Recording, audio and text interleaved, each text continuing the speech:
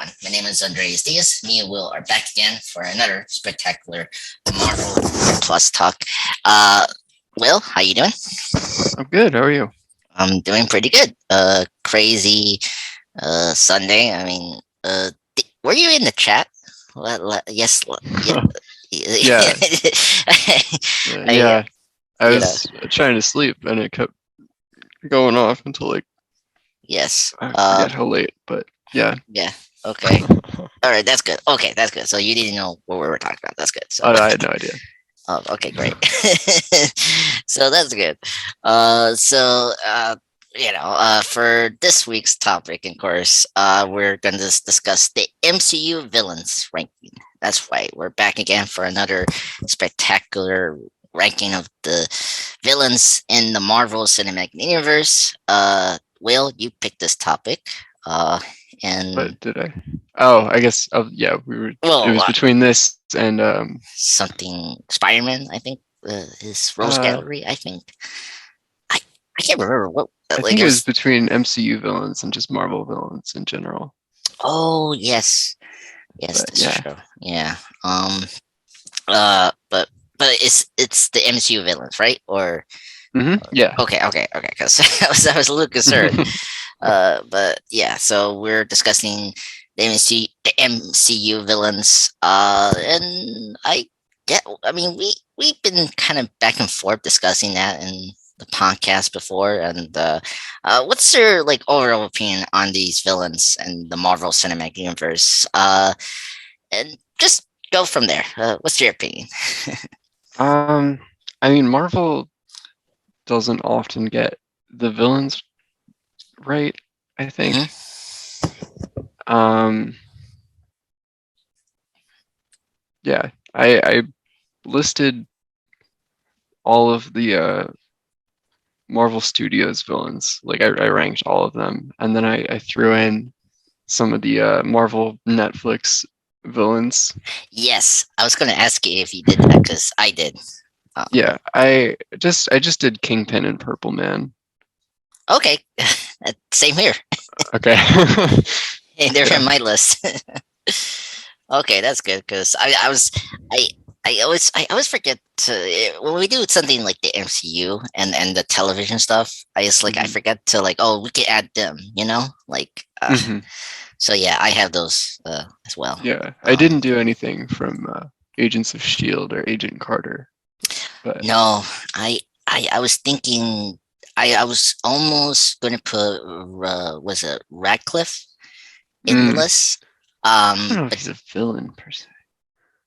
oh really? I mean, I consider him as like a sympathetic villain. Like he's not Yeah, I like would a definitely. Yeah, I would say he's an antagonist, but he's not. mm,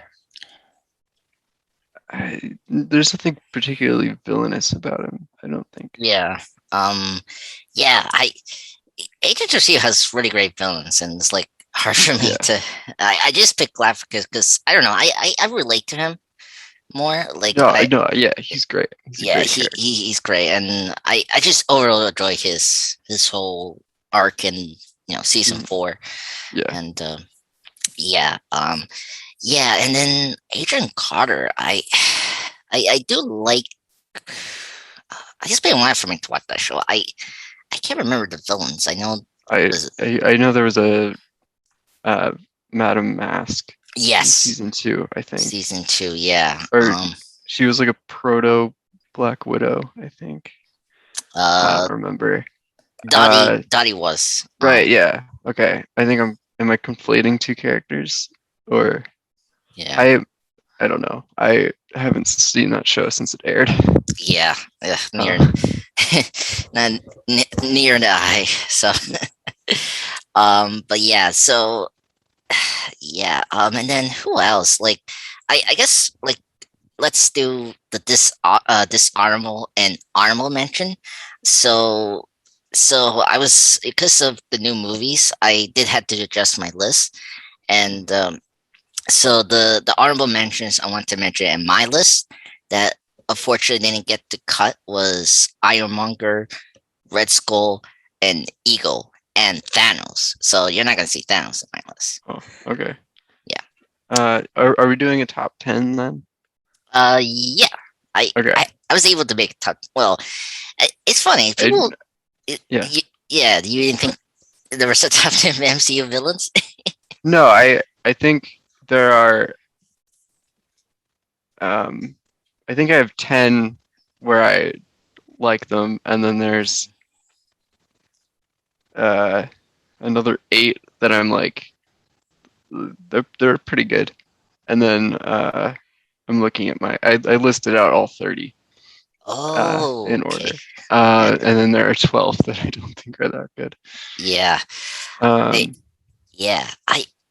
There's I 30 villains. I can't believe they have 30 villains for the last what 12 years now, right? Yeah, 12 years or more than that, because yeah, Iron more. Man was 2008, so Yeah, like we're 13 getting years, yeah 15 close to yeah. 14, Oh wow, 14 years. couple Oh my months. god. Yeah. Oh boy.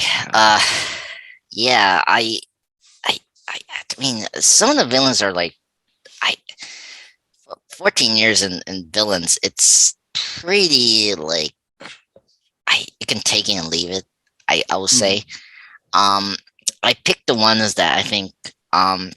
So how I did it, like how I did my top 10 was like, okay, here's the villains that I like the most, the ones that are recurring in the movies or like pop up a couple Mhm. times, and then I got the ones that people do talk about that they think they're the best villains. I know Thanos was that, but like for me, I just don't think Thanos just wasn't a well developed character in the Infinity War Endgame, despite I like Josh Brolin's performance. Mhm.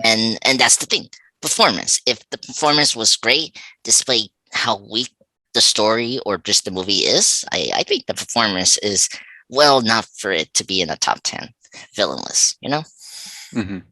I mean, like I mean, like I don't know why I'm going back to Batman, but like Returns Penguin is just so over the place. But Dan DeVito's performance as the Penguin is so like memorable, you Mhm. know, despite how awful and disturbing that character is.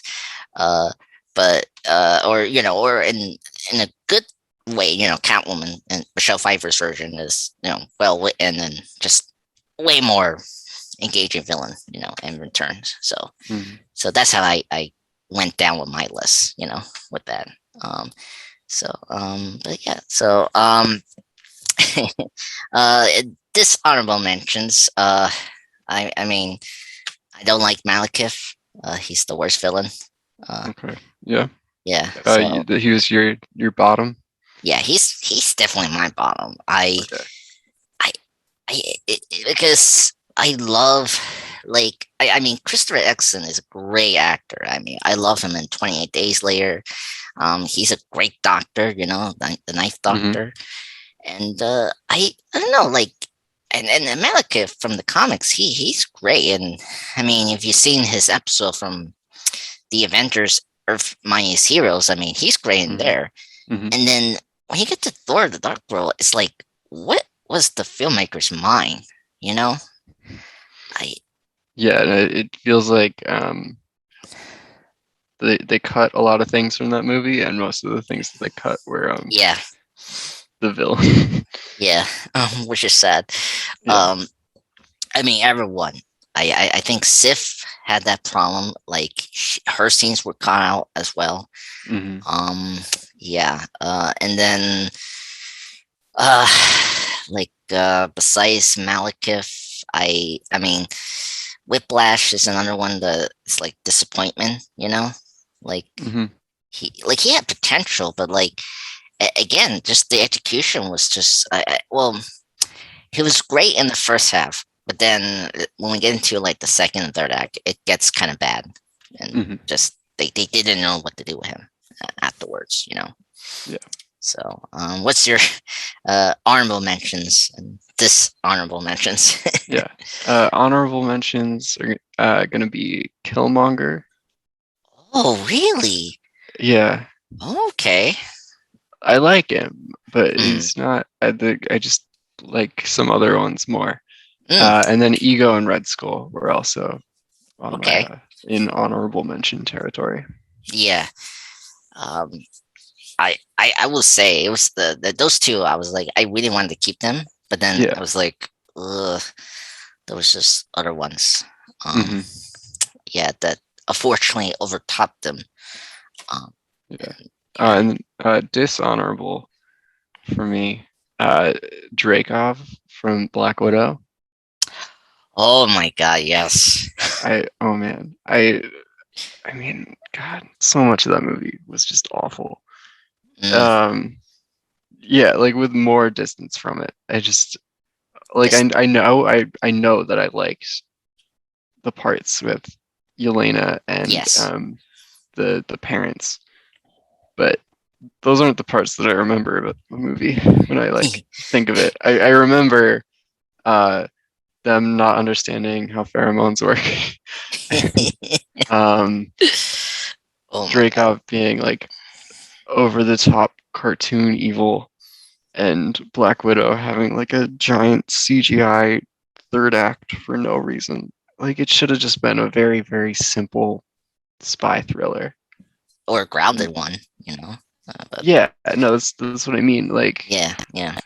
it didn't need to have a sky fortress falling out of the Mm, sky. Oh yeah. man. Yep. Oh Okay. boy. But yeah, Dreykov, the writing was awful. His plan was incomprehensible. Yeah. And the performance was just completely over the top. Yeah. Uh, Yeah. Oh my yeah. God. Yeah. I'm kind of shocked you didn't mention Taxmaster. Like, Oh, yeah. That was bad too. yeah, I But I don't know. Like I feel like a lot of my distaste for Taskmaster was just like how different it was from the comics, comics. which I Yeah. don't want to I don't want to complain Hold. about that too much. Yeah, because like Yeah. it's gonna be its own thing Yeah. in Um, the movie. yeah, and very quickly, like how I made my list is also how well they adapt the character from the comics and how like they update the character into modern times Mm, because they have to do it to fit in the story they're doing in the MCU films or in general superhero films and mm, some changes are well done and I really like I appreciate the Joker from The Dark Knight. I wasn't I mean like just not having like a permanent skin Joker and him being this kind of terrorist kind of person that it worked so well in the film and I was like okay they know what they're doing but if you're gonna just change it for the sake of changing it then you're not doing a good job with it or like mm, just going into a completely 180 with the character and then you have villains like Malekith or Doctor Doom from Fantastic and then you're just pissing me off as a fan. mm. Pardon my French. So yeah. Anyone else? From this? The Flag Smashers. Oh yes. Yeah, Oh yeah. Um. Oh boy.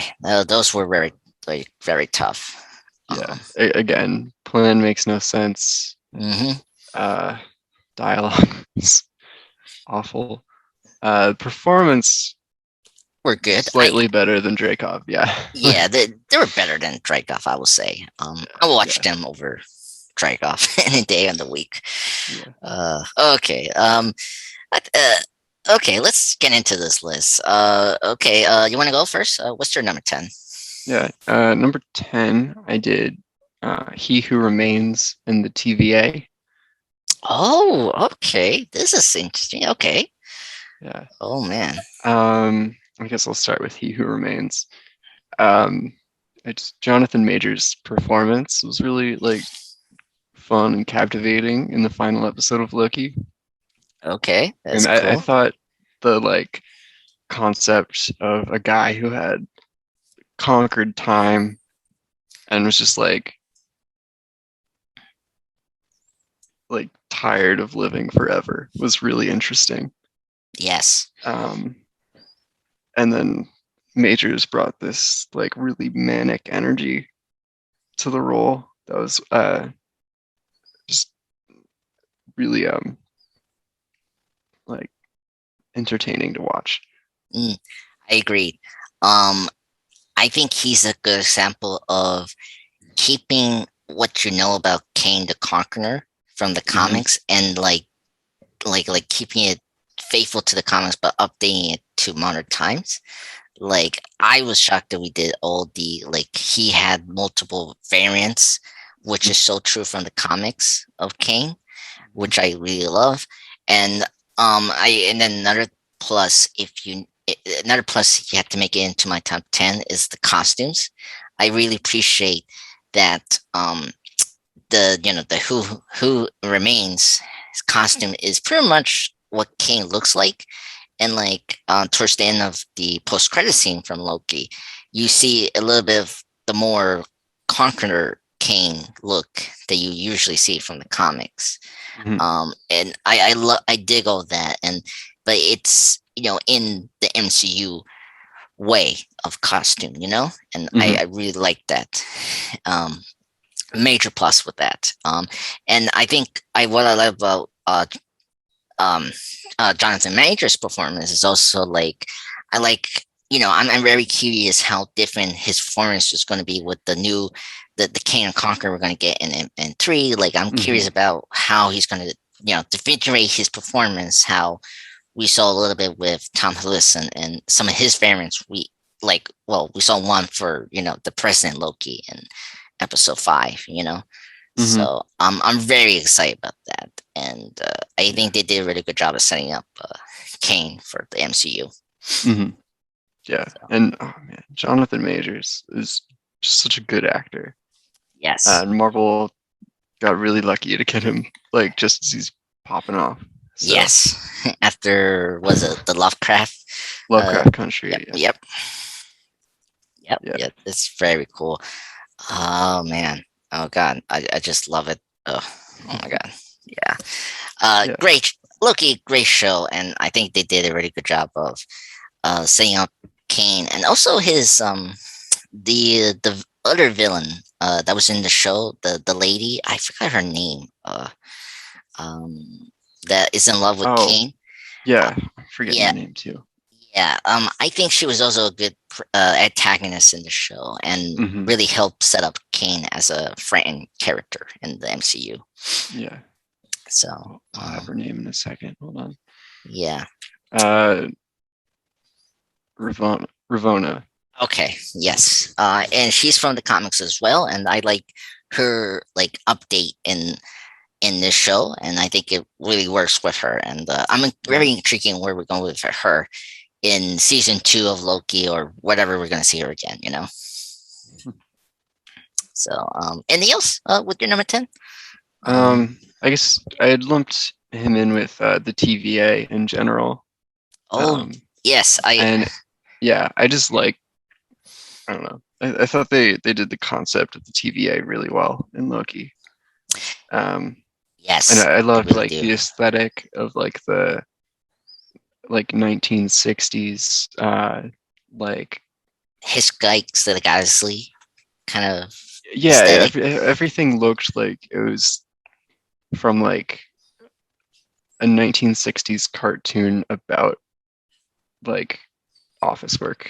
Yeah, Which it reminds me of the I Jetsons. yeah, exactly. It's like Yeah. it's very like retro futuristic and yeah, that was cool. And then yeah, just I mean, time police is always a fun concept. So uh, Mm, true, true. yeah. Yeah, and I think one thing I like what they did was um make it like a very twisty way on how they recruit the members is that these were really like impune ones before. Like Mhm. they were using previous impune criminals into their TVA. Like that one I did not expect. Like because I thought initially they were like robots, like Mhm. androids that working with the Yeah. TVA, and then the twist. What we got the twist like around episode 3 or 4 or 5, somewhere around there. Like it was a big shock Hmm. that they were like ordinary people being taken away from their timelines and becoming mindless drones into this like dictatorial authority organization is pretty scary, Hmm. I will say. Yeah. um but yeah, yeah, the TVA was, I think, a very great and another thing, a great organization to they adapt very well because something I don't like about the MCU they done is they get rid of these organizations, like Hmm. AIM, somewhat Hydra, but they use more Yeah. of They Hydra. wrote out Hydra very quickly. Yeah, and then who else we haven't done? Like, well, like they always mention Roxxon, but like they I I, never. I want Roxxon in a movie. Mhm. I we had that in Agent Carter, I guess, a little bit, and Cloak and Dagger. If you watch Cloak and Yes, Dagger. I did hear about that one. They were using that one as well. Hmm. Yeah. But Who, yeah, no, I want Roxxon in a Spider-Man movie. mm, that could be good. Yeah. Well, they did that with the Miles game. Yeah, that's the Yeah. most recent example that I Yeah. was thinking of. Yeah. Oh my god, that'd be great. Yeah. I love your 10. I think that's a good choice. Oh my god. Thanks. Um, Yeah. yeah. What was your number 10? Okay, so my number 10 is Hela from Thor Ragnarok. Okay. I am so in love of Kate Blanchett as an actress. I think she's one of the best actress going on in the 21st or whatever century we're in now. The 21st. Yeah, the 21st Yeah. century. I think I mean, first off, after Thor: The Dark World, like I mean, who in God's name is going to be the best villain after Malekith and or really Loki, right? And I was kind of shocked that we got not only one best villain, like two villains. Like of course I didn't bring up Grandmaster, but Hmm. I I just put Hela here because I think Hela was the main villain we have in this film, and she's the one Hmm. that destroy the hammer and ask well unfortunately forced Thor to destroy Asgard to defeat her. Hmm. Um, I everything about Hela is what Malekith should have been. Like she had the combo look. She had an updated origin that made sense and made sense in the narrative of the film. She had great chemistry with the actors. And just Kate just brings a very good camping performance. That's not over the top, but like it's enough over the top, but makes sense. And she still, but at the same time, she's frightened enough in the film. Like you Hmm. are scared of this villain. You know, Hmm. that's one of the things I like about her as a villain. Another thing, I like that the reason I put her at number 10, this is a very good example of how to do a female villain. Um, I don't want to go into too much of gender or the female politics or all that, but sometimes we take too far with the female villains and make it too corny or like so unbelievable that I like. If you've seen Catwoman, I mean, Sharon Stone is a great actress, but her villain and the whole plot in that film is so nonsensical or like just I mean it's so borderline offensive. It's like, can we just make the female villain scary and make sense, um or like Supergirl, if you've seen the 84 film with Haley Slayer, like Celine is a very like potential good villain if they just execute it right and also not heavily focus on the villain in the film. Unfortunately, they did that in that film. Here, I liked how Hela was a very like villain. Like we didn't make a big deal of her gender. We didn't make this whole ridiculous about her hating men or all that. Like you've seen a couple of like the superhero female films we have gotten. So that's one reason I like about Hela the most. What's your opinion on Hela, Will? Yeah, I liked her, but I don't know. She was 17th on my list. Hmm. Um, Oh, really? yeah, Okay. it was just like squarely in the like the ones I just kind of feel okay about. Okay. Um, I like them, but I don't dislike them, you know. Okay. Um, yeah, I thought she was like interesting. The design was cool. Yeah. I just thought she wasn't super like developed as a character, Yeah. and I would have liked to have spent more time with her because like she's introduced in the beginning of the movie, Yeah. and then we like cut away for Thor's adventure on Sakaar for Yeah. That's true. most of the movie, and then we come back to her. Um, I don't know. I think she could have been fleshed out a bit more. Yeah. Um, Yeah, no. You brought up really good points. That's why she's very low in my top 10 list and why she's number mhm, 10. Um, I just enjoy her as a female performance. yeah, I get enough from her. Yes, she's very, underdeveloped or should have more development, but I mean, like just every time you see her in the screen, it's like, oh gosh, she's so good, and she's so funny. Like when she talked to, was it the Kurt Urban's character, the education? oh yeah, the Executioner, Yeah, right? yeah. Weird. He's in that movie. Like he's another disappointment. Anyway, um, when she was talking about, I don't know, what was it, like, oh, the role of the executioner, like, oh, you can do this, and like that scene was funny. I love how she was explaining the job description of that role that Kurt Urban's character was taking over. Hmm.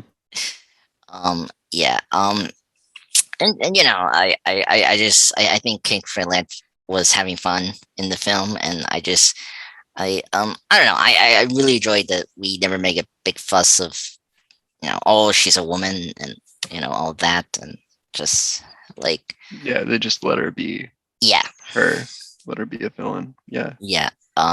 Because because we don't have too many female villains, and Hmm. when we do it, it's always like it's like we have to do that for some reason. It's like, well, no, you can just allow the female character be villainous. You can make a sympathetic female villain, but like, just don't do these other things that I just don't think work in the story. Hmm. Um, like Chia in 1984. Like, I get what Jenkins was trying to do with that version of Chia, but you, you need, like, first off, they're trying to be Batman Returns, like Catwoman way for Chia, but you don't understand what made the show fighter great. Like you have a villain that was there, and that's who she was aiming at. You know, or kill, Hmm. and like it makes sense. And then two, she was a different Catwoman, where Chia they were trying to have their kid into, like she was a little bit of the DC rebirth, and then I don't know, like you cannot do that. It's just go for go forward with the change, then you're fine. That's what Returns did, and this is what Hela is. Like her origin is so much like Angela from the Marvel Now comics, like her being a sister of Thor, and Hmm. and her hating Odin. It's all that from the comics from Angela, which is intriguing that they add that to this character of Hela. But it worked. It worked efficiently in this film to get to a point A to B, and I get that, Hmm. and it's good, and I will agree. to add that, like, I maybe I wanted more information about that. But for me, the Thor films haven't done well with politics and the family world drama, all that. Mhm. You know. So, but yeah, um, yeah. So now it's my number 10. Hella. Um, All right. so, what's your number nine, Will? Number 9 was Thanos. Oh, okay. Yeah. I agree with what you said earlier about him not really uh, feeling very well developed. Mm-mm. Um, I think it would have been better if like they'd spent more time with him before he fought the Avengers, you know, Yes. um, Um, just yeah, so we could understand like his motivations a little more, yeah. um, understand like how he became the way that he is. I remember, I can't remember if this was something that one of the Russos actually said, or if it was just like someone on Reddit, which are two very different sources. But it was like they were thinking about Infinity War as Hmm. like a Thanos centric story, at least like in the early stages when they were planning the movie. Yes. Um, and like I think that would have been better if it was just like a movie about Thanos instead of a movie about the Avengers fighting Thanos. Just Okay. like show Thanos, have it be the story of Thanos collecting all of the stones. Okay. Have him be the protagonist of the movie. Okay. So it's interesting you say that, Will. That's what the Roosters are saying. They're saying that Okay. Infinity War is that. Yeah, But I don't think it's actually that. yeah, Okay. I agree with you. Like, no, no, no, no, no. I'm with Yeah. you. It's Yeah. just it's funny how you saying that because that's what Okay. they're saying, and I Okay. disagree It with what was they're the saying. Russos. Yeah, Yeah. I think that's certainly the way it should have been done. And yeah, I can appreciate that they tried to do that a little bit in that Thanos is the one who's like moving the plot forward in that movie, and everyone else is hmm kind of reacting to him. But no, I think if they had actually like made him the centerpiece of the movie instead of just like this unstoppable force the Avengers have to fight, yeah. uh, it I would agree. have fleshed out his character. Yeah.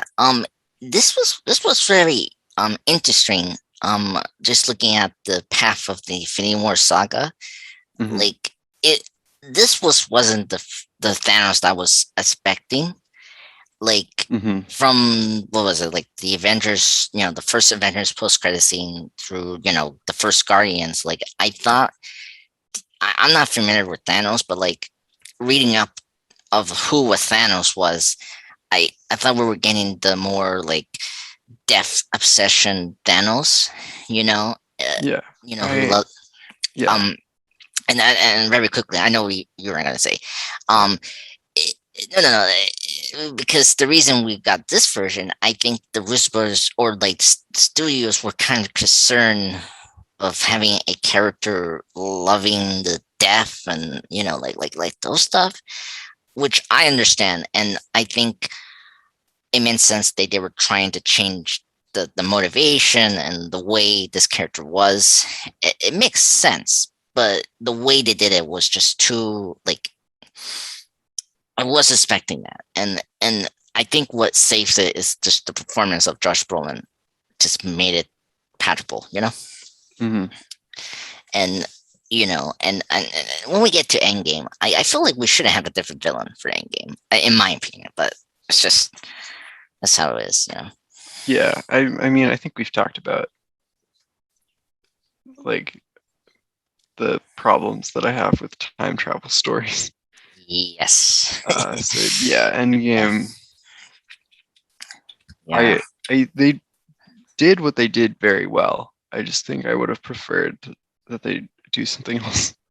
Yeah. Well, I'm surprised. you brought up the who they remains, Kane, the variant we had. Hmm.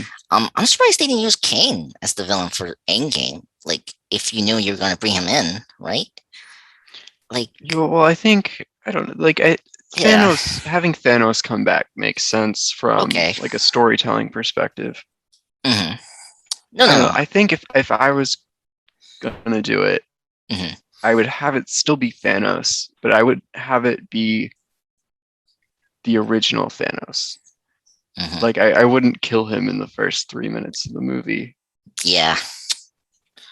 Um, Um, or it could have been interesting if they did something from the comics. Was it in Infinity or some other storyline where there was like a young Thanos?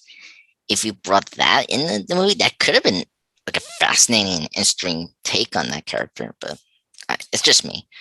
Um, like, if you knew you were going to bring in the Eternals, that's the thing I'm thinking. mm, Yeah, yeah. but I yeah, haven't said anything good about Thanos yeah, yet. I Thanos. think So we're go number ahead, nine. Will. I'm Um, sorry. Um, that's fine. uh, Yeah, I think Josh Brolin's performance is really good, and I think yes, like even though like the character is a little underdeveloped, I thought he was really intimidating, and he's certainly yes, memorable. Like uh, everyone, even like non super fans, uh, knows Thanos, knows about the Infinity Gauntlet. Um, yeah. yeah, Oh my god. like SNL had a like quick cutaway joke last night about the snap. Oh It's really? just like part of the cultural zeitgeist now, and Yeah. Yeah. yeah. So like Oh for my god. that, like he was memorable. Everyone knows Thanos, and he's really Yeah. I I think it's also like his connection to some of the MCU characters. Like, mhm, one thing they nail that I like, that I don't care if it's flawed or not, is the Gamora and Thanos relationship. Like, the father daughter thing. mhm, Like, that works so well in Infinity War. Like, those are my favorite yes, scenes of Josh Brolin and Sodi Saldana. Like, when we mhm, got to the Soul Stone, the Soul Stone that he had to mhm. get, like, that scene is That was so, good. oh my god. Like, that's where I was like, yeah, this is a great villain, and this is Josh Brolin's best performance there. It's just, oh my god. And speaking of the other MCU characters, I think him and Iron Man was very, like, one of the best hero and villain rival we have so far in the films, and just it just works. Yeah. And it's something I appreciate. We don't do with the villains is being threatened to the villains or the heroes. I'm sorry. Hmm. Like, some of them are too jokey, or they're trying to be threatened, but then I cannot take it seriously. Like, Hmm. Whiplash is a good example of that. Like, he is opposing, but then when you throw these jokes about the bird, and how you're trying to have the actor doing a Russian accent, it takes me out too far. Yeah. It's, oh god. Here, I think first off, the technology of the motion capture and CGI works well in this movie with Thanos, Hmm. and Hmm. like, it shows you, oh my god, this is how you can do a big tyrant. Where, if you look at, like, Apocalypse from X-Men Apocalypse, like, why they didn't do that instead of, like, I appreciate they were trying to do makeup, but then it looked too goofy, and it just I can't believe, I, Hmm. I I think I think the Russo brothers did a competent job of bringing this character to life, and despite the flaws, Hmm. so that's what I wanted to say. Um, but anything else? What else that you like about Thanos? Um, and Um, I don't know. I like that he like respects the heroes, yes, you that's know? true.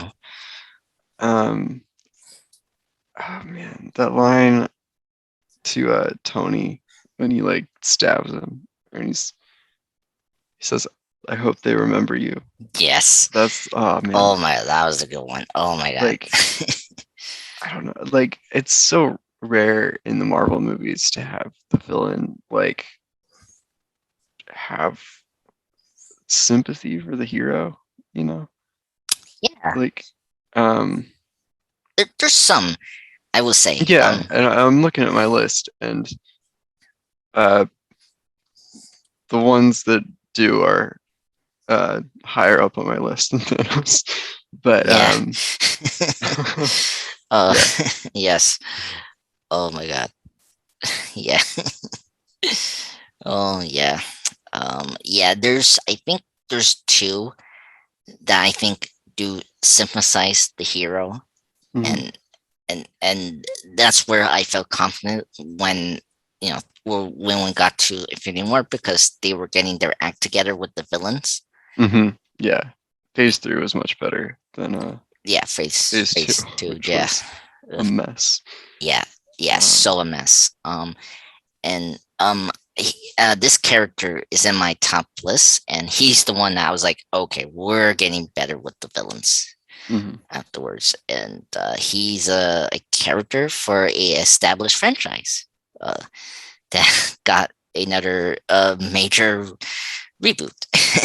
Hmm.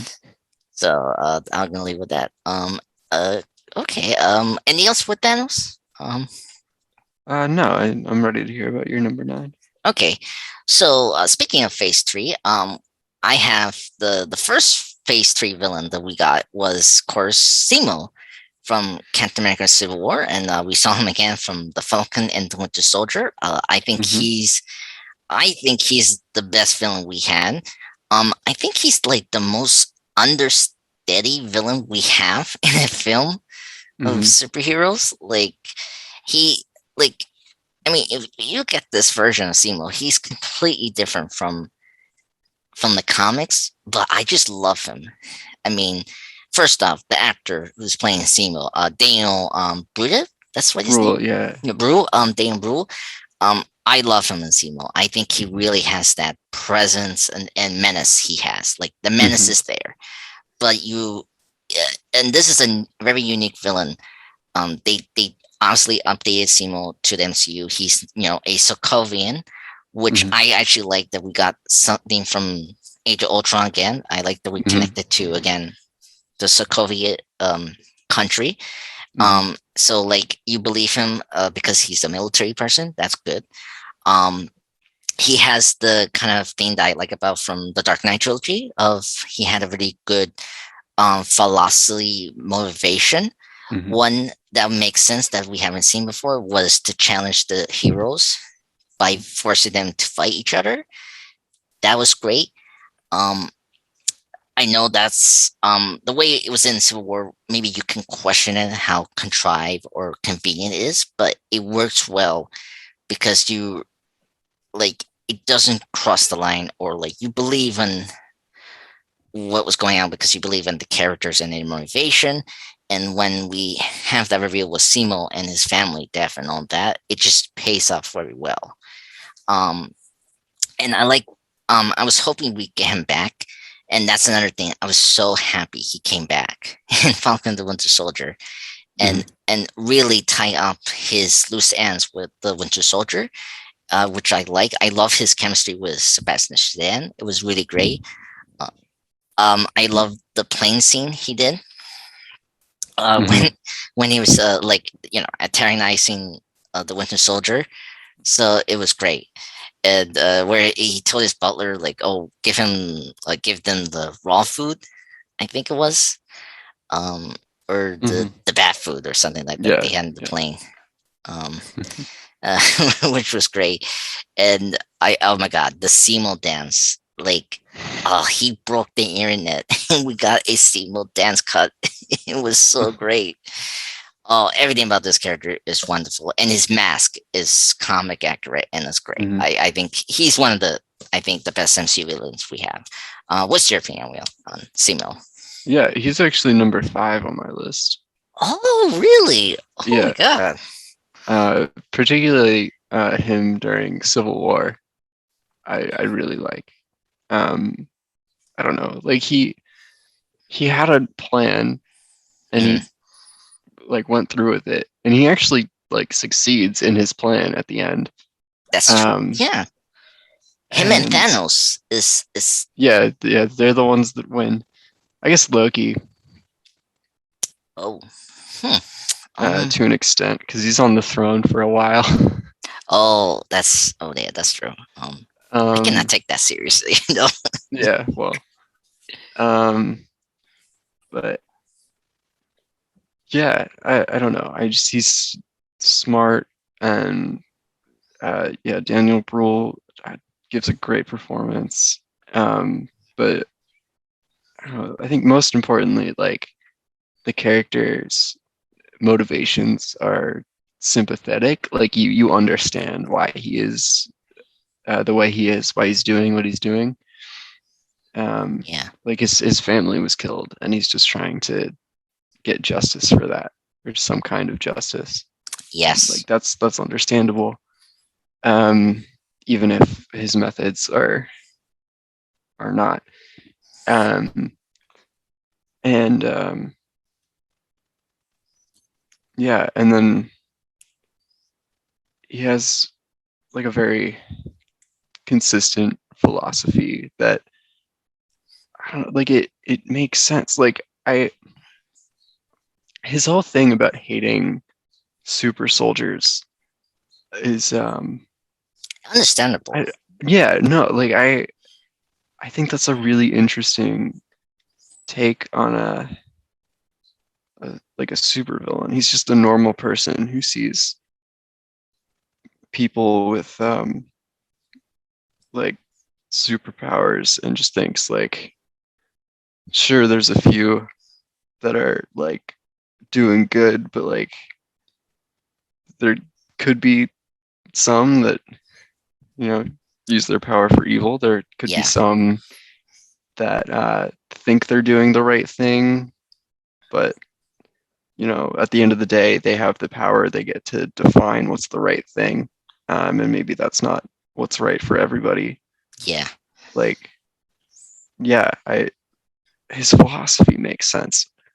Yeah. It's just like, you know, the way he goes about Yeah. following that philosophy is not as good. Like you don't have to kill the king of Wakanda. No. Uh, No. And he didn't like it either. It was just the yeah, the only way to achieve this goal. right. Um. Yeah. Oh God.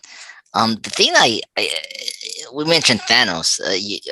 You had him at number 9. Like Hmm. it's kind of interesting we had him in in IFC about 9 because he really sets up like the thing about Phase 3 is that the villain was gonna win.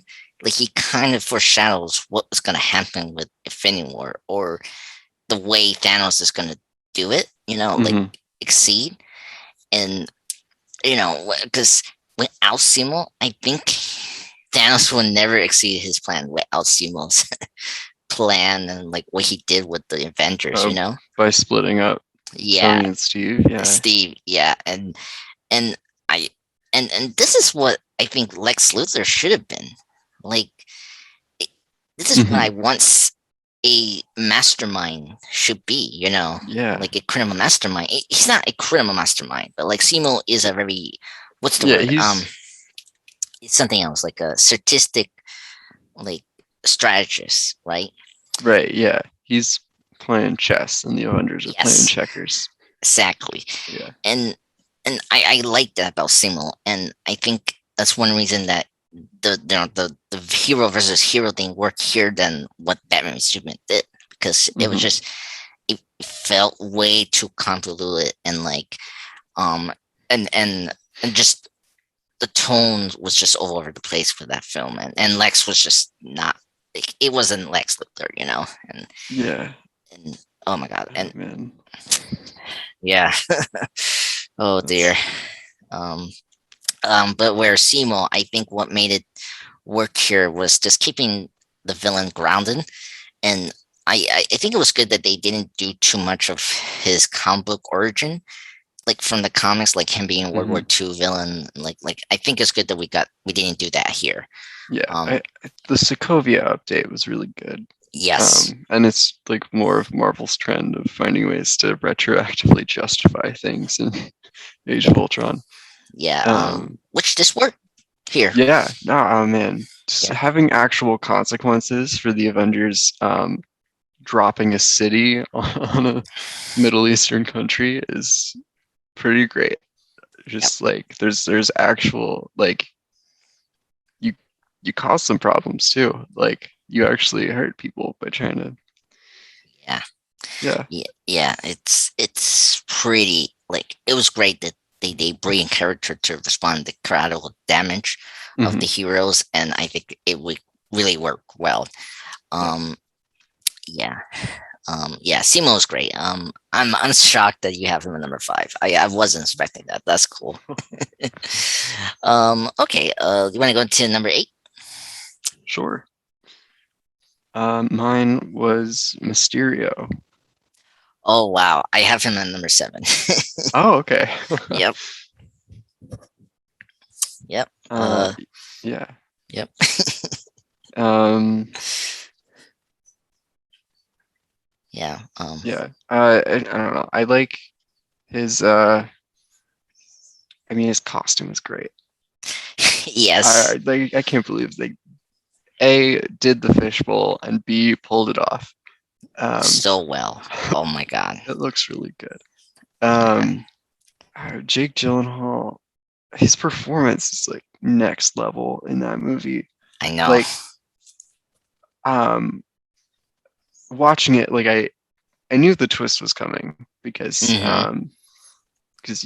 I love Spider-Man. I knew who Mysterio was, Yeah. but like there's something slightly off about his performance, like for the first half of the movie, like before the twist, where Hmm. it just I'm like, this is someone like acting. Like I'm not falling for the character, but like that's because the character of Quentin Beck is acting himself. So Yes. it's like there's like something slightly off about Jake Gyllenhaal's performance, and then after the twist comes, he's just like that goes away. Yeah. I can't put my finger on it, but there's something really subtle Well, about I it. Just like I mean, something's like slightly off. Um, I I think because I think he really liked this role, and like I actually I was reading up because I'm doing like a top 10 Spider-Man list, and I was looking at some of the behind the scenes stuff of Far From Home. I heard that Jake Gyllenhaal liked the costume, like he didn't want to take it off, and and it's funny because there's a line where Quentin, when we got the reveal, he say like, "Can you take this stupid suit off?" And it's funny to Mhm. hear that Jake wanted to wear it all day. The Yeah. costume, it's so funny. I think he's a kid in a candy store Hmm. as the Mysterio. Because there's two ways. I mean, playing a villain is maybe more fun than a hero because you're being a villain. Yeah. You get to really like ham it up too. Exactly. And but I think everything with Mysterio is that he's handy, Hmm. he's like very benevolent as well, just like Hmm. how Simon was, and just he also sympathized the hero. You mentioned about how Hmm. Thanos sympathized Tony, and like Hmm. Simo is to like for like Wilson Hmm. and Winter Soldier. Like we get that with Mysterio here with Peter. Like he likes Peter Parker, Hmm. but he doesn't want to kill him. And there's moments when he say, "Oh, I'm gonna kill this kid," but like I don't think he's saying that literally. Like he's saying that as like a father, like No, I think he's literally gonna kill Peter, kill Peter. but I think he'd feel kind of bad about it. Yeah, yeah, I guess so. Oh my God, Mysterio. He's like I think he's one of the best villain performance we have so far. Like that saves the film because I don't like Far From Home, and like the only reason I like Far From Home is just to see Jake Gyllenhaal as Mysterio. He's definitely a highlight for me. Yeah. Yeah. Um. Um, Yeah. Oh man, what else? I just like the visuals in that movie are Yeah. something else. That sequence where Spider-Man first fights Mysterio and he's in Oh, the like hologram. holograms. Yeah, That that's good. oh man, I think that might be my favorite like fight sequence in a Marvel movie. Mm, yeah. It's just so interesting, like visually. That's Um, true. they're doing a lot of fun stuff with the like transitions and Yeah. Um, yeah. I I think you mentioned illusions. I like his plot more now. Like I saw recently Far From Home, and I don't know, the idea of a villain wants to become the next Avenger or hero is a fascinating idea, Hmm. and I really like that, especially with the Endgame thing.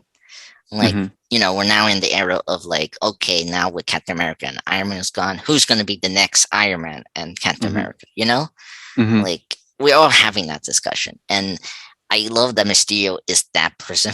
He's like us. Who's Hmm. gonna be the next Iron Man and Captain America? I'm gonna be that, and and it's like so interesting.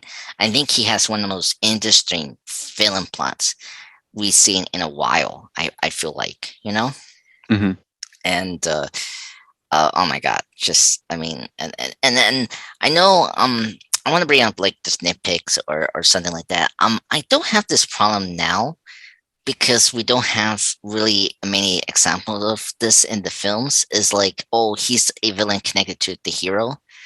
Of course, the Vulture and him are connected to, well, not connected to, but like they're like tied to Iron Man.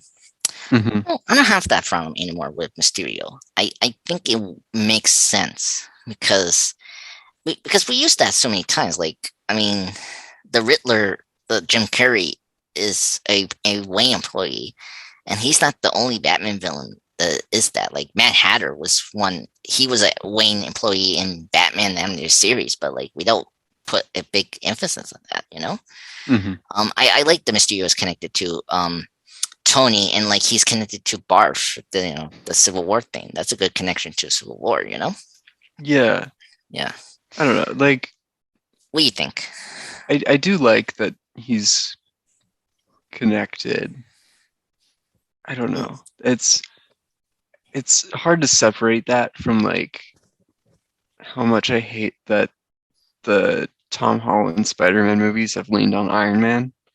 yeah, Um, which but I understand, and yeah, but it's like I do like that as like a way to tie the character into the greater MCU yeah, mythos. Like I think divorced from my gripe about Iron Man in the Spider-Man movies, I think that was a really good decision.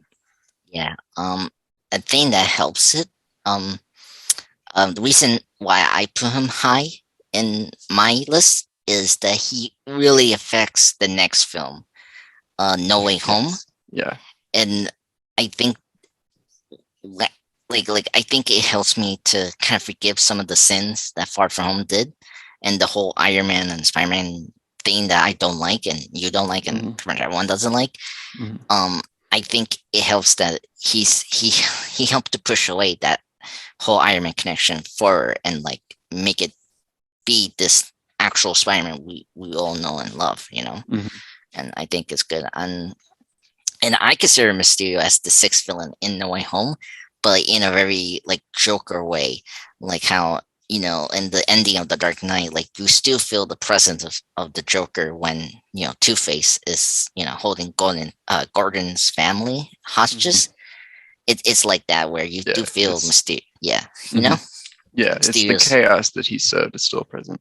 Yeah, I really appreciate that. And um, I mean, I know the first act of No Way Home is kind of rough, but Hmm. I think the setup is well established after, like because of the ending of Far From Home and what Mysterio does, it just works so well and just Hmm.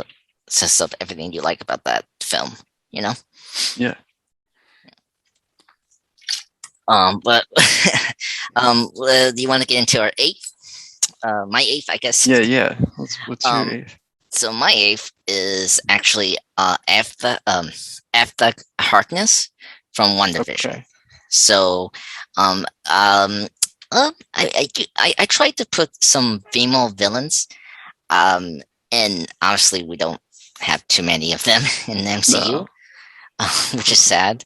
But we got a couple that are really cool. I did consider Ghost. I think she was a good, you know, a serviceable villain Hmm. in Ant-Man and the Wasp. I think she was the best thing about that film, actually.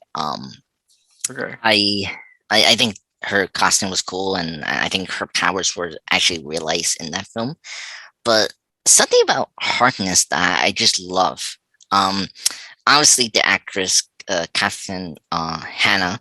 Hmm. Um, I love her so much. She's one of the best comedic actresses. You're speaking the conversation that we had last night. Sorry, folks, but last night I was having a conversation with our friends outside of this channel, and we were mentioning this movie, the last was it Miss it, whatever time Uh, travel movie. the last Mimsy? Yes, yes. Yeah. And Sarah, our good friend Sarah, she brought up the casting name, Ran Wilson, who's from The Office. He's in that movie. I was like, wait, he's in that movie? And then when she got to the Catherine one, I was like freaking out. I was like, no way she's in that movie. And because it was just another time I didn't realize she was in this movie because I didn't realize she was in Step Brothers. Catherine Oh Hannah. yeah. You see, you got, I mean I haven't seen Step Brothers in a long time, but oh my god, I that film was so funny. Oh my god, mhm. I just laugh at Richard Jackson's character, the father, and like I love him Mhm. when he starts slapping with his butt, like he's spanking a kid. And the whole scene is funny, and his reception was bold. Oh, anyway, I'm sorry, folks. Again, the actress and her performance as this villain is so memorable. She has chemistry with Elizabeth Olsen and WandaVision, and is so great. Mhm. And you mentioned the villain twist. That's something else. We are not good at hiding villain twists, but just like Mysterio, I think everyone knew the Harkness was in this show, but it was so like I think the show knew it, and like they were just playing with you, and like it's like we know she's Harkness, and so like they were teasing you like with Easter eggs and like stuff like Mhm. that. That, oh, this is Harkness, you know. Like obviously the witch costume we got for her for episode 5 was like a, Mhm. obviously like tease for us, Yeah. and oh my god, like when we got to what is it episode, man, oh my god, there's 9 episodes, I think 7 before 8, when we got the reveal of her being Harkness, was like, oh my god, yes. And when she say like, "Hello, Wanda, my name is Athena Harkness," it's just, oh my god, so charming. So I'm so excited that she got a spin-off show, Mhm. and I'm excited to see her journey into the MCU because I we need more female villains, and I think Mhm. she's just the right character for that. And I hope we see her Doctor Strange too. I think if you're not gonna do Nightmare, then just use Harkness. I think she's a good villain for Doctor Strange. I have a feeling we're gonna see her in like a post-credit scene. Oh, okay. Oh, man, you're in a roll here, Will. I that makes sense. Yeah, if yeah, hopefully. I mean, um, yeah, but it's far like I mean, because I don't think they set up an announcement for her spinoff show. Yeah, I don't know when that's gonna come out, but it's probably gonna be a couple years. Yeah. What's your opinion of Harkness? Is she in your top 10 list or like? No, she's number 14. Oh, really? Oh, Yeah. wow. I like her. I just again, I don't think she was developed as much. Yeah. Um, which Yeah. like they're gonna develop her more obviously because she's getting her own show. So like she has potential to move up on the list. Okay. Um, like Catherine Hahn is great. But like in WandaVision, I don't know, her plan doesn't. make the most sense. Yeah, There's that's true. stuff I don't know. Like I loved WandaVision until the ending. Yeah, episode 9. Um, Yeah. and yeah, I don't know. Um, I think the character has a ton of potential, and I'm excited for that. Um, hmm, but okay. with what we've seen so far, I like her, but she's not like my favorite. Okay. I mean, I understand. I mean, you're bringing good points. For me, it's just if you give a good performance, then you're in my top 10 list or Okay. higher. You know. Hmm. Um, I mean, I'm trying to figure out who. Like I mentioned, Penguin. I mean, I don't like that version, but I like Danny DeVito's performance. The Riddler. Jim Carrey. I think Forever is better than Returns, and I know the villain performance is kind of polarizing, but I think it works. You know, it's just um. Well, actually, I didn't mention this. I Something about the MCU villains I don't like, or the studio doing, is they never allow their actors to really shine, or I know you don't want to overshadow your hero, and I get that, Hmm. but just allow your actor to go over the top or be so good to get the villain to be memorable, because Hmm. that was the problem with Malekith, or like some of the forgettable villains like Malekith, or who's for well I when I Um, yeah uh, who's like the Jan Rog is the one that the villain from Captain Marvel. oh yes, Jude Law. Yeah, Yeah, when you say his name, I was like, who's that? exactly. I only know it because I looked it up to make this list, and he's Yes, number 28 out of 30. that's Um, that's what I mean. Like Jude Law is charismatic, and how you yeah, make him so forgettable? I mean, that entire movie is pretty forgettable, but Oh yeah, I don't remember a single thing about his character. I think yeah, he's a Kree. yeah. He's a Okay. Kree villain.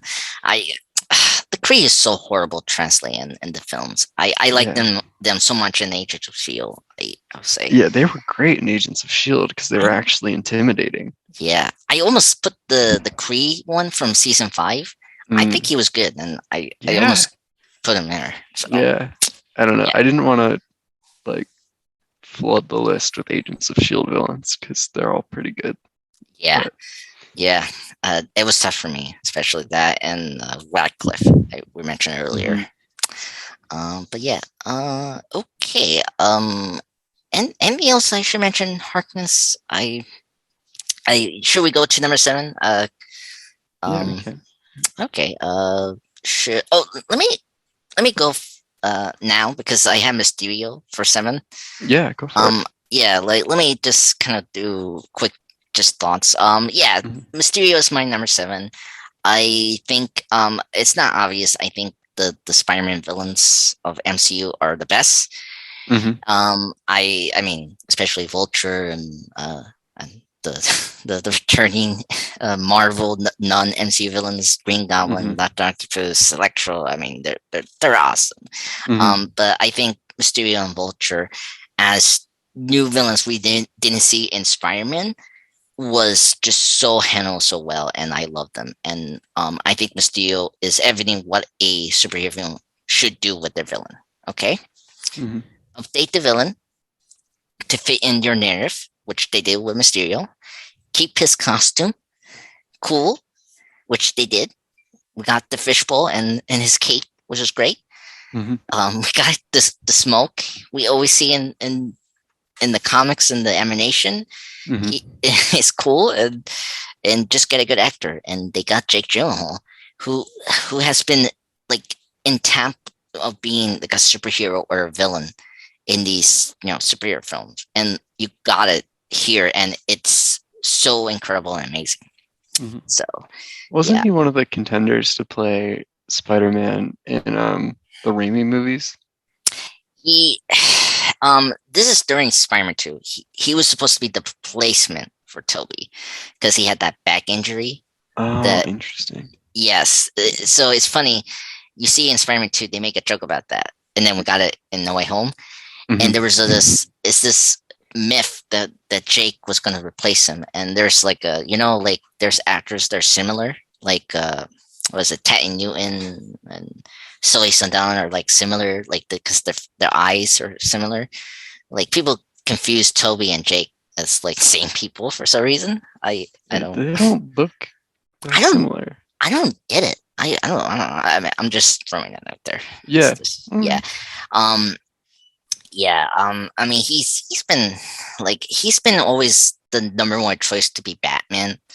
That's the other one that he always Interesting. yeah. Before Ben Affleck, he was like the other contender, but Huh. yeah, so yeah. But yeah. Yeah. And I do you know that Bruce Campbell, if Raimi made the fourth film, he was gonna make a cameo as Mysterio. Yeah. Yeah. I if yeah. I because was it recently they showed like a concept art of Mysterio fighting Doctor Strange. I don't know if you saw that. Yeah. I saw that. That was for No Way Home. Yeah, if they're gonna do a variant version of Mysterio, like that'd be kind of cool to have Bruce Campbell there. So to to actually make a homage of the unproduced Spider-Man 4. So, but Yeah. I don't yeah, know. Yeah, there's a lot of rumors for Multiverse of Madness that they're like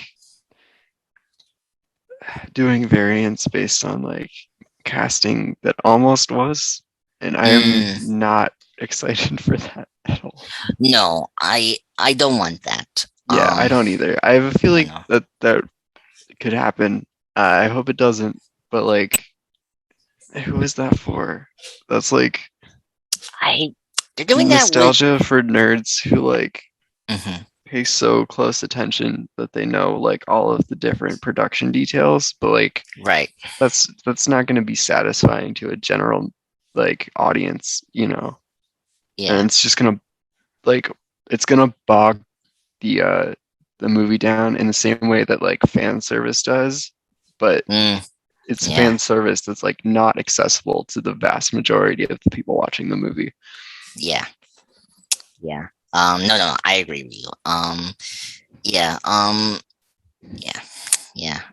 Let's hope they don't do that with Doctor Strange too.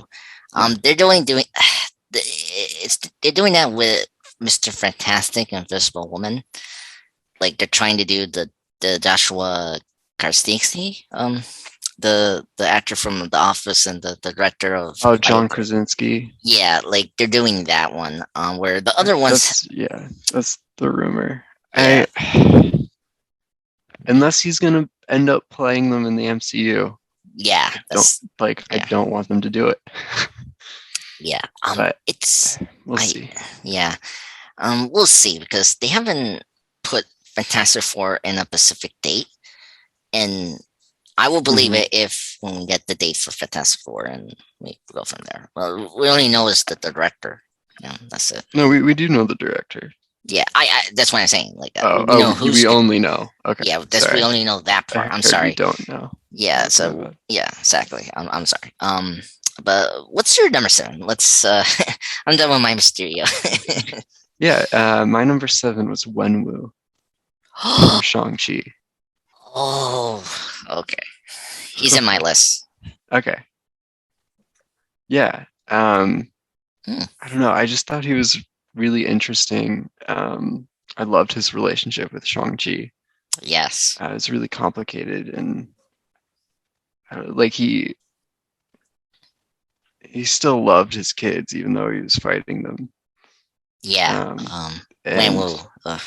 yeah, he found a way to be really like intimidating but also sympathetic. Um,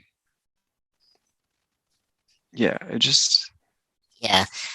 He's a very fascinating character that he's like a mixture of villains. mhm, Um, it's good you mention him because he's in my list, and I'm not gonna spoil where he's listed, but um, he's like a mixture of obviously the Mandarin from Iron Man, mhm, and he's like the Fan Manchu.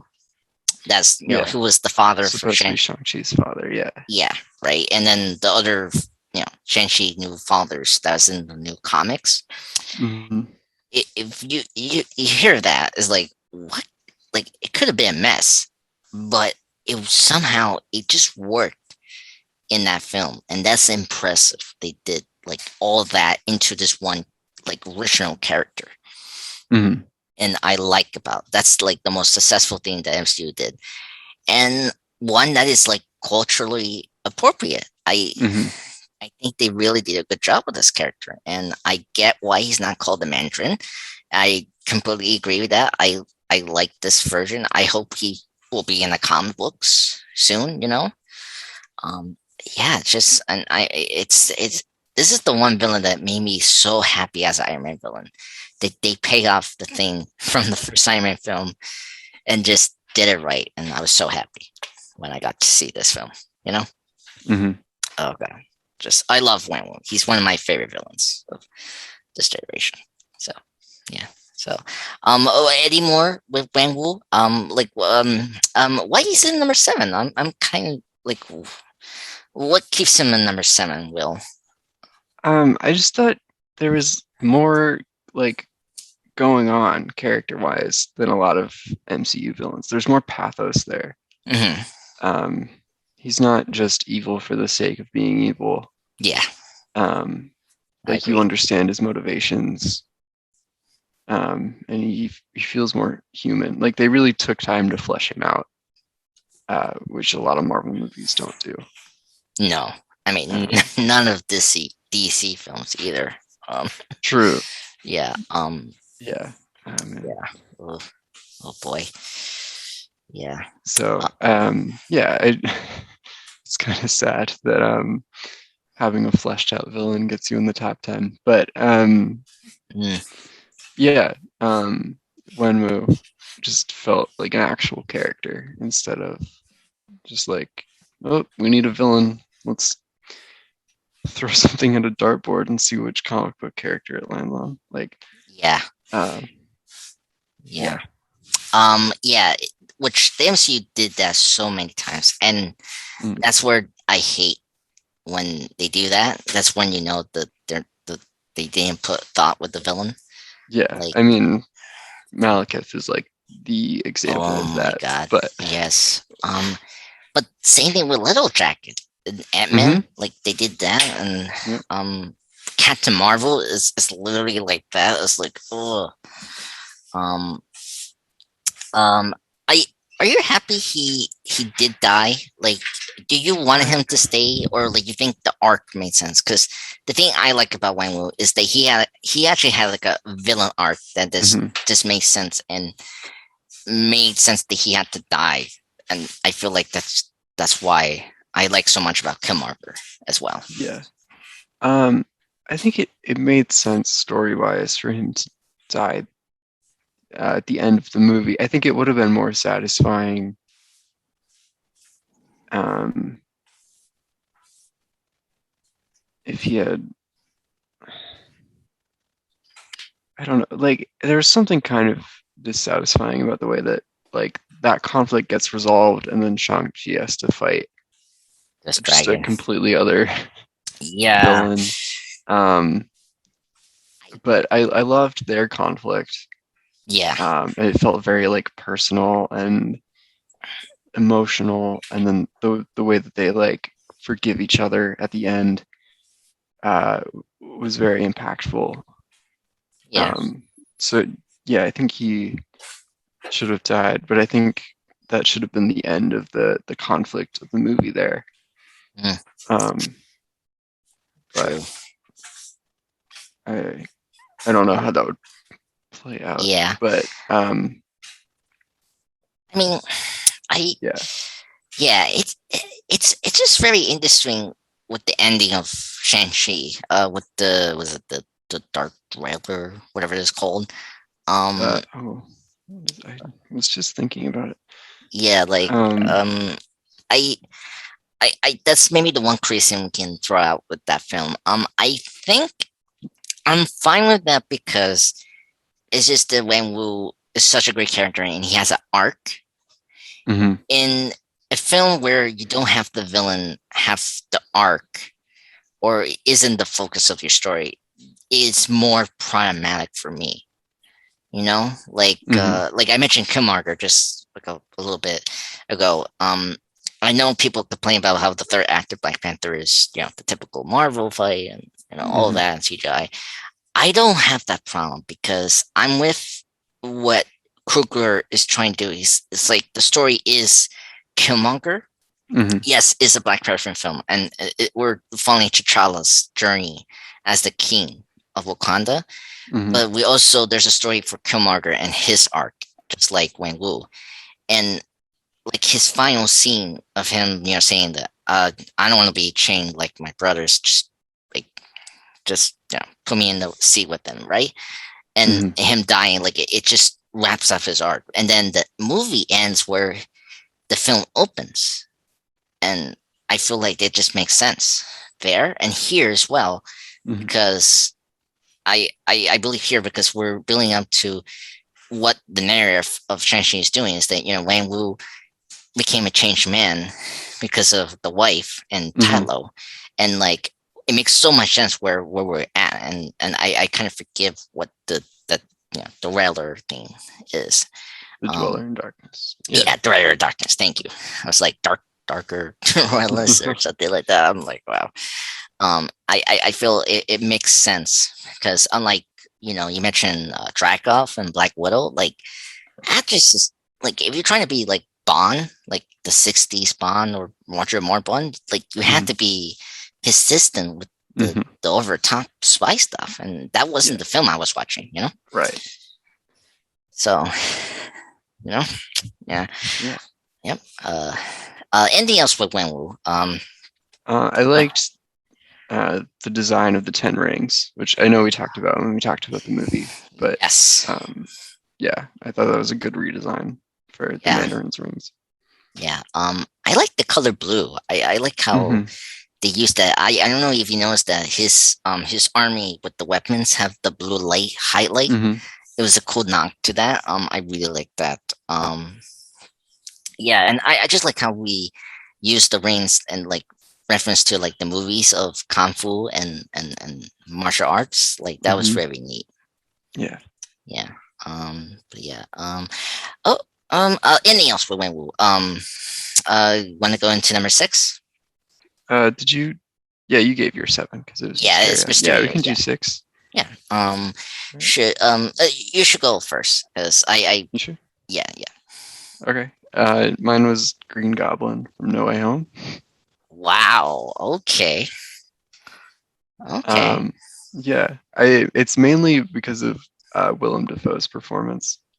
Mm, Uh, yes. Oh yeah, my he's god. just so menacing. Um, Oh my god. and the way that he's able to like turn on a dime and become that Villain. that Oh my god. psychotic villain just in an instant. That scene in the apartment where Peter's spidey sense goes off and he like can't figure out what it is, and Yeah. then he realizes that Norman had turned.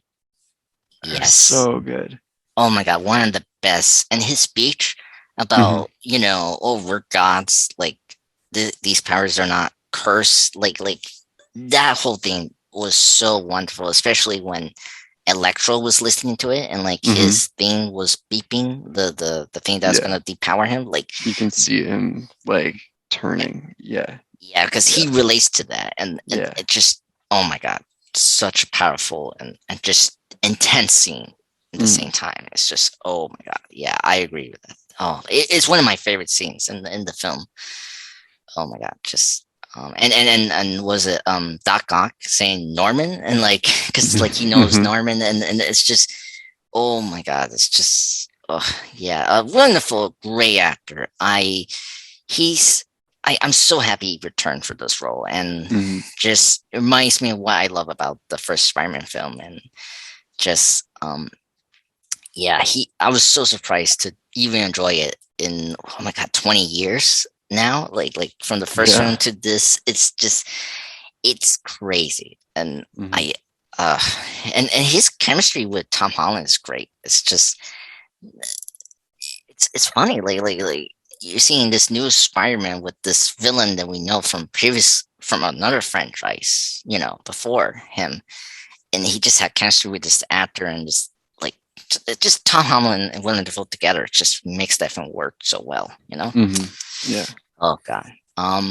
I like you put him here because his costume way better than the first film. I would say. I like the original, but this is where they did a good job of fixing the thing many people have a problem with. Um, Hmm. show more face with Willem Dafoe because his face just works so well, and like he doesn't need that mask. Hmm. Unfortunately. So, um, anything else with Green Goblin? I mean, it's mainly just how like truly menacing um Defoe is in that role. Like mm, yeah. none of the other villains really give me that.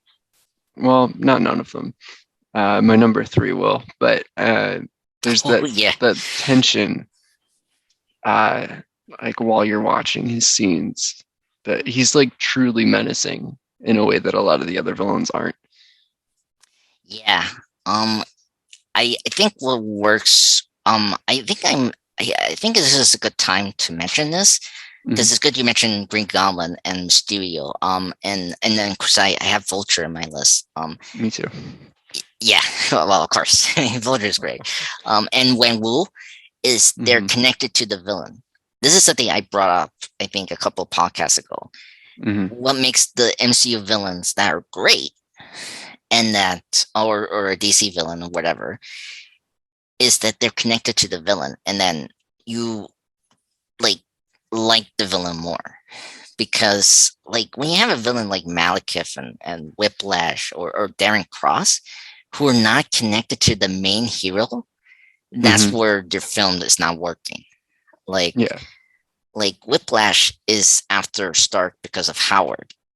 It's interesting, but then it gets kind of tippy a Hmm. little bit towards the end of the movie, and then you got Darren Cross. When we did the Ant-Man film podcast, he's such a Hank Pym film Hmm. villain, not a Scott Lang villain, and just Yeah. You're wondering why he's fighting Scott instead of going after Hank. yeah, and Yeah. then that's Like, where yeah. yeah, it's better when there's like a truly personal conflict. Yeah. Um, that's why I mentioned Ironmonger in my honorable mentions, like Eagle. Like Hmm. Eagle's a good sample why he's a good villain is because he's connected to P or Quill, Hmm. Yeah. our protagonist.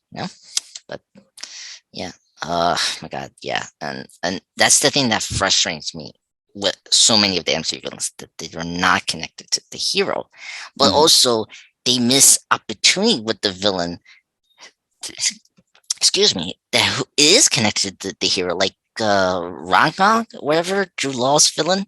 He's connected to Yon Rog. Yeah. yeah, Yeah. like he's connected to Bree early on, and then we don't do nothing with it. Like, just miss opportunity as well. Just Yeah. I mean, I don't remember anything about Captain Marvel, but oh, uh, I know it's yeah. I'm trying to remember. There's so many potential with Captain Marvel and the villains they had in yeah, the film. It's like yeah, I remember being disappointed by the giant supercomputer. I forget what it's called. oh, Like the like great Supreme Intelligence. thank you. Yeah. Yeah, I know what you're Um talking. Yeah. yeah, because I was like vaguely familiar with that character from the comics, and like Mhm. that's a pretty cool concept. And I Yeah, remember being kind of underwhelmed in the movie. yeah. Um, it's good you mentioned, or as a the Supreme Intelligence. Another problem with villains, unfortunately, is like how serious you take them, and like I get comic books are goofy, Hmm. and the villain because especially the Spider-Man villains, I'm Yeah. it, it's a tough balance, and I get that. I don't know. I think Spider-Man, like it, I don't know. My favorite kind of comic book villain is where like they're goofy, but it's Hmm. okay to laugh at them because they're like Hmm. smaller scale. Like I love when Spider-Man's beating up like a bank robber Hmm. and he's like just his gimmick is that he dresses up like some weird animal. Yeah, yeah. He's like, "Oh, I'm the armadillo or whatever." Uh, Or and fishbowl. Spider-Man's yeah, yeah, and Spider-Man's like beating Yeah, him up, and he's like, yeah, like he's a silly costume, but like he's also like not that much of a threat. Like he's robbing an ATM, so yeah. No, no. it's yeah, Yeah. I know. No, no, no. That's not what I'm saying. no, I'm I saying know, it's yeah. I wish they do that more in Spider-Man. yeah, They never do that. I don't know why. yeah, no, I I want like my favorite part of it, the video game, um, is that they have a ton of the villains, but a lot of them are in like smaller roles. like Like how Shocker. Shocker, yeah, Yeah, exactly. It's just like he's there and he's like holding up uh like Penn Station or something, and you have to yeah. stop him. Uh, Um, or but try it's to have just a like conversation with him, which I yeah, love. Uh, uh, yeah. Mm, yeah. yeah. I think the goofiness needs to scale with how much of a threat they are. Like if you're gonna treat them as a joke, they have to not be a threat. You know? Yeah. Yeah, I think I wasn't really articulate about what I was saying. If you're not confident with the villain you have, don't use them. Just Yeah. pick another one. Like that's what I'm trying to say here. If you're not Okay. going to use, Drew Law or the Supreme Intelligence, Hmm. just pick another villain. Like Yeah. I don't know. That's always frustrates me with these Hmm. films and their adaptations of supervillains. Um, um, Anything else with Green Goblin? No, I'm ready to hear your six. Yeah, so I'm surprised we haven't mentioned him. So for my number six, is obviously the the god of trickster, the Norse trickster or Norse god, Hmm. whatever. It's Loki, folks. Loki is on Yeah. number six. Um, what else I can say about Loki? I think Loki, he is the first MCU villain that got very popular. He's the most recurring villain we had so far. Besides the ones that I had mentioned, like Zemo and Thanos and Harkness soon. Loki, he is the top tier villain that is just so great, and he's everything what makes a villain great. He is relatable, he's evil same time, but he's fun in the same time, and that's great. And honestly, I think out of the villains we had, when you always associate the villain, it's always the actor. I think you cannot separate Loki now with Tom Hiddleston. Like Tom Hiddleston is Loki. Like like you mentioned, Wind in the Fall. Like Wind in the Fall is Green Goblin, I think, and I think Tom Hiddleston is great. I was so happy that Loki, the TV show, is here just to show how good he is as an actor. And because I think I don't know you when you were before we met. I mean, it was a long time before Taika Waititi and the third film. Like a lot of people say, like why can't Loki have his own film? Like Hmm. it was that far in conversation. Like Loki was that popular, and like he could have been having his own film. You know, Yeah. I just mean, he still is that popular, and he has yeah, his own exactly, show. exactly. Um, I mean, now it's like Thor is a little more popular and stuff like that. Yeah, I love Loki. He's still the best, and I'm very excited to see his future with season two. And I think Tom has a lot he can do. And it's crazy to think. What's it? This is this year, fourth the Thor Love and Thunder. This is going to be the first Thor film not to have Loki in it, and Yeah, it's going to be weird for me. that is gonna be weird. Yeah, it's. I mean, yeah, I know, like like of course Joker is not in every bad movie, but it doesn't bother me like this, like because like Well, yeah, Joker's not Bruce Wayne's brother. Well, that's true. Like, Look, yeah, their relationship is really the central like point of that trilogy. I know. I'm like, So, I just love the like. That's the thing. The best supervillain in superhero chemistry ever, after Magneto and Professor X in both versions. I think. mhm. Just oh my god. What's your thoughts on Loki? I Yeah, just it's just he's actually spoiler alert, he's my number one. oh okay. So, Oh wow. I love Loki. Oh god. I don't know, maybe I should wait to talk about it until Yeah we I get there, but yeah I mean we were because I don't want you to like I don't want you to have nothing to say in your number one. So let's uh, but yeah yeah Loki's great and I get why because you're into the Norse I love Norse mythology. yeah Yeah. yeah Which like I mean Hela is also based on a Norse goddess, but I oh yeah I I forgot to ask you if Hela like I one day we need maybe next week we should talk about Thor and because he has his 60th anniversary. I'm sorry to sidetrack, but he mhm. has his 60th anniversary this year because he came out in '63. We should talk about that and discuss like who's who in from the Norse mythology because I'm kind of curious. Yeah, sure. Yeah, yeah, because I didn't know Hela was actually a Norse mythology god or Yeah. Well, yeah, in Norse mythology there's a goddess named Hel, mm, Hel, who okay, is the daughter of Loki. really, Yeah. oh Um, and she lives in the realm called Hell. Um, oh that I know. yeah. And yeah, Oh my god.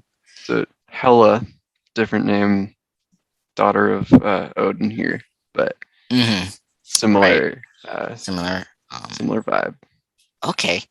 Oh man, I think we should do that next week because Yeah, sure. I'm very curious because I'm just I know that Odin and Loki and past Thor I know some of it is from Norse mythology, but I didn't know if the other characters. I know Sif is one as well. I know that.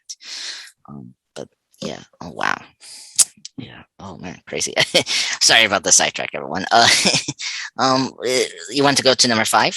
Um, Sure. I already did my number five. It was Zemo. okay, So if you okay, want to do yours, okay, sure. My number five is Kingpin, Wilson Fix. all right. Yeah. I think here is I think Kingpin is I think a great character from every adaptation we have so far from the '90s show, the 2003 film. I know maybe many people don't like it, but I think Michael Clark Duncan from the 2003 film is really great. I think he's a good Kingpin. And when we get to Netflix Daredevil, I was like, oh, okay. And Mhm. then we got the actor Vincent D. D'Onofrio. Fernafo. Thank you. Um, I think this is another great adaptation of Daredevil. I am very excited that he has come back Hmm. from the MCU. And I think he has probably what to say. I think he's one of the most frightening villains we have. He has the most interesting psychological like problem that a villain has. Like him and his father is Hmm. very intriguing. Just how abusive he was, the father, and just how he took his son to this path of darkness. Hmm. It's all great. I mean, and just overall how Kingpin is as a master manipulator in New York City and Hell's Kitchen, Hmm. um, which is just great, and that's what we need more of that in the MCU. Uh, I mean, I just love that we got him into the point he's like almost a comic book accurate Kingpin, with the white suit and the cane now, which was Yeah. so a big deal. Um, like I mean, I grew up watching the '90s show, and he had the cane there, and it's just oh my god, and just now. just Vincent has it. It's just, oh my god, it makes me so happy.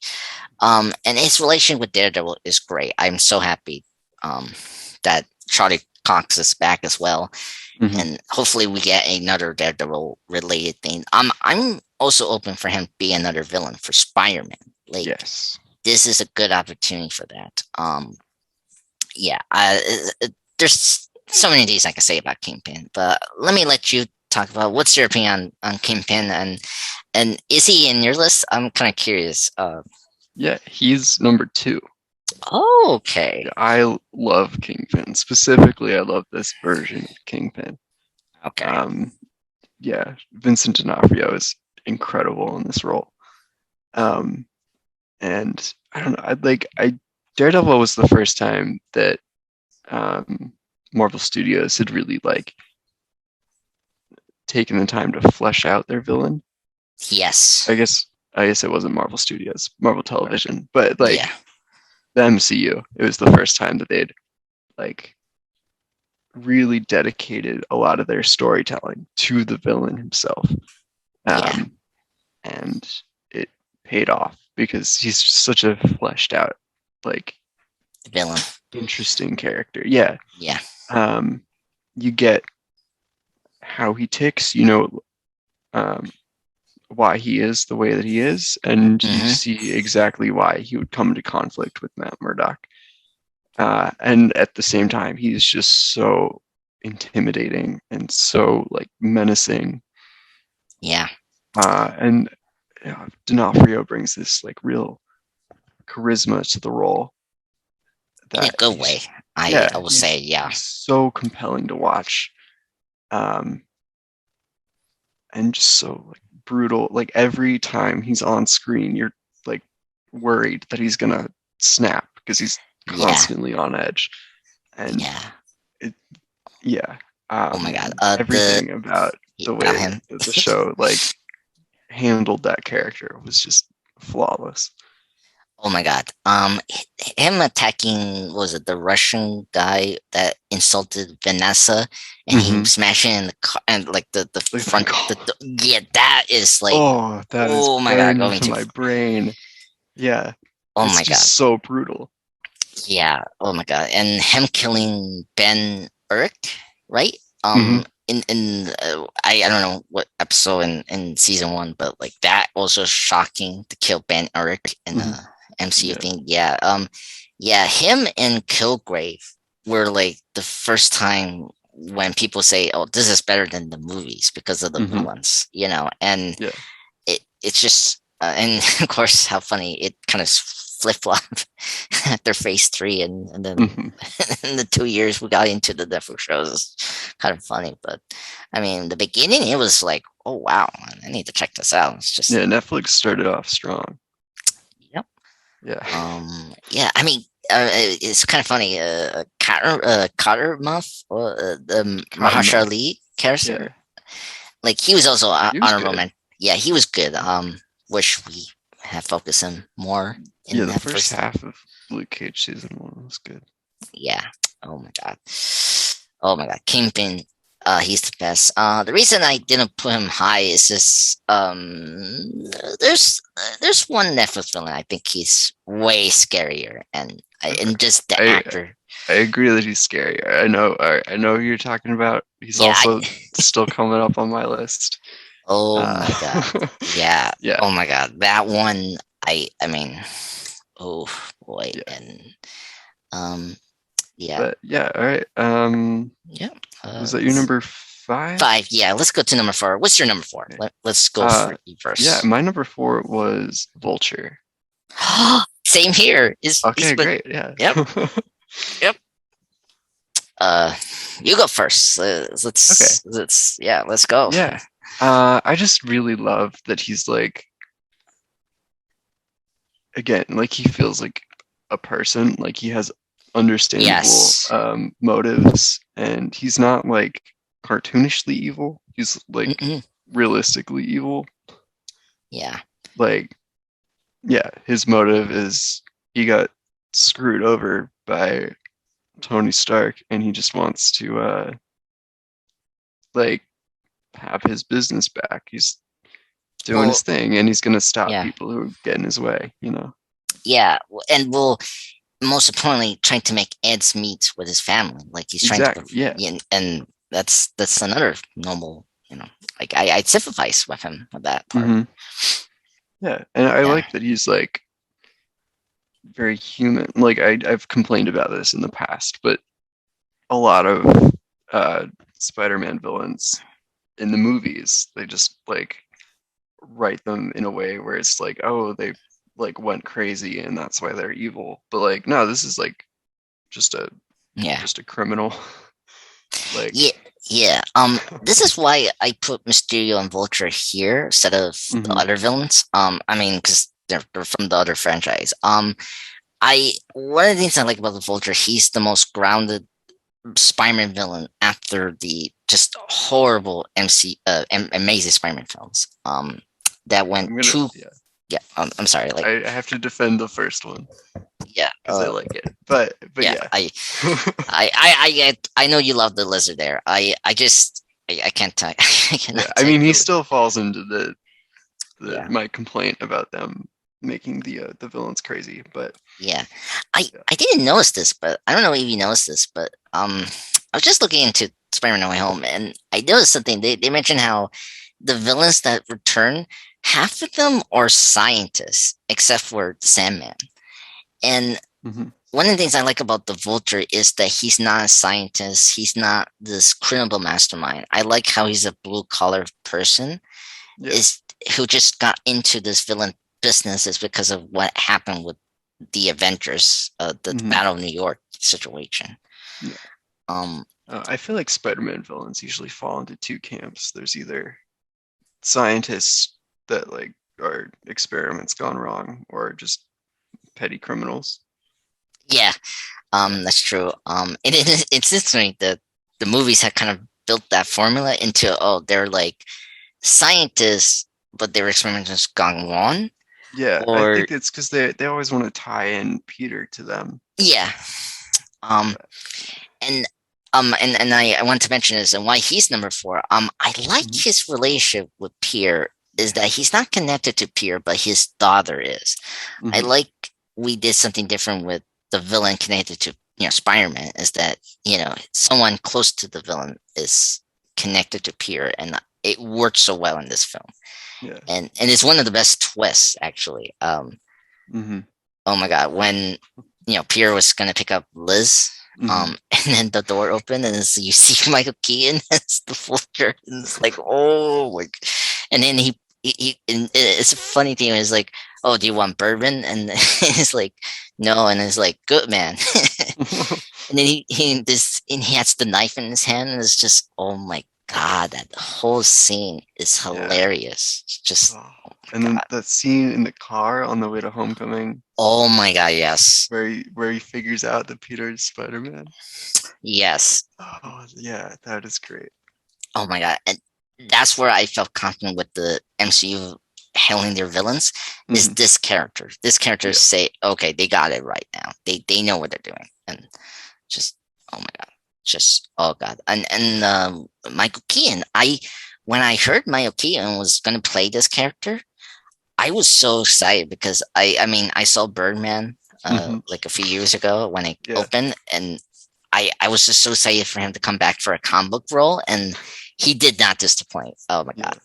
I just love that he did Birdman, which was like a critique of like Oh actors doing yeah, these superhero movies, uh, and how it's like not real art or whatever. And then he like basically immediately turns around and plays a Birdman in a yes. superhero movie. I know. It's just oh my god, so funny. And just oh my god. And oh my god. And then like I never I wasn't too excited to see the Vulture, but like man, they made me really like the Vulture.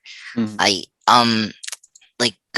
I mentioned my top 10 favorite Spider-Man villain list. He's at my number 8 because of this movie and this character. Um, just my God, just how much a film makes you like the character more. Just oh man, Oh God, love the Vulture. And going back to like the villains respecting the hero and like how that's always nice. Yes, Um, the end scene for Homecoming where Scorpion or the guy who would be Scorpion, Mark uh, Mark Gargan. Yeah, yeah, yeah. uh, asks him if he knows who Spider-Man is, and he says no. Um, If he, and I like he say, if I knew, he could be already dead. And I mhm. love that that Yeah, quote. Yeah, he's protecting Peter though. Yeah, yeah. Oh my God, I he was another character I want him to be in No Way Home. As like if yeah. we ever did the Sinister Six, it's just it's just I'm not excited for Morbius. He's in that, and I am curious to see if they're gonna have him play the Vulture. Um, yeah, um, but that's where my curiosity ends. I'm not gonna see the movie. yeah. I'm Um, I'm I'm hoping I could trick my friends to not go see it. I don't want to see it, but I know I probably will, and I'll make a 30-minute or 20-second talk of Morbius and how awful it is. But oh my God, oh my God. Um, anything else about Vulture? Um, uh, the, uh, I just like his design in the MCU. He's got yeah, like the flight jacket and the mechanical wings. Yeah. yeah. I like his jacket. I like how it makes him more like a vulture. Hmm. That was a good detail of the costume. Yeah. Um, yeah. Very practical. It makes sense, and I think Hmm. it's um one of the best. Just villain design, I would say. Yeah, the Um, costume design in the Spider-Man movies has been really good so far. yes. Yeah. Curiously, yeah. Pretty impressive, I'll say. Mhm. Um, yeah. Oh man, I love Vulture. He's just I if we ever do like a Spider-Man villain list of all the villains we have so far, Hmm. he could easily be number two for me. Okay. And just in my opinion, I mean, there's Green Goblin. You put him in your list, and it's just I think number two, he's just top tier villain in the Hmm. films for me, in the Spider-Man films we have so far. So Yeah, yeah. Okay. You want to go to number three? sure. Yeah. Let's see. Should I go or you go? You can go. Oh, okay. So number three is Killgrave. Okay, Or mine too. oh, okay. So we're in the right right mind. Hmm. Of course, or he is or famously called Purple Man, but like I Hmm. like the name Killgrave. I think that's a good name for him. Um, yeah, Kilgrave slash Kevin Thomas, whatever his name, that's his real name. I, played by David Tennant. I like first off, David Tennant is a great actor. I don't So know. good. Oh my god, so good. You're a Matt Smith fan, right? You're an 11th Doctor fan, right? Yeah, Matt Smith is my favorite, but Okay. uh, David Tennant is just a phenomenal actor, especially when he gets to play a villain.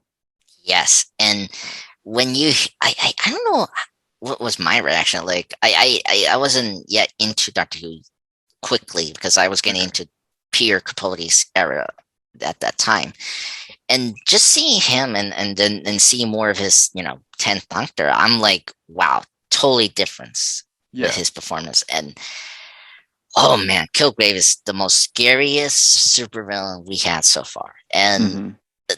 like up there to like Heath Ledger's Joker and Mark Hamill in the Arkham games. It's just Yeah.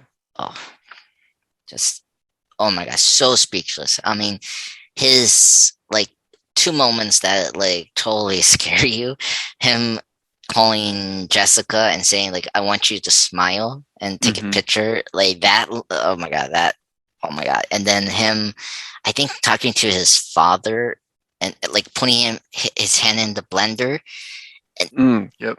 oh Yep. god. Yep.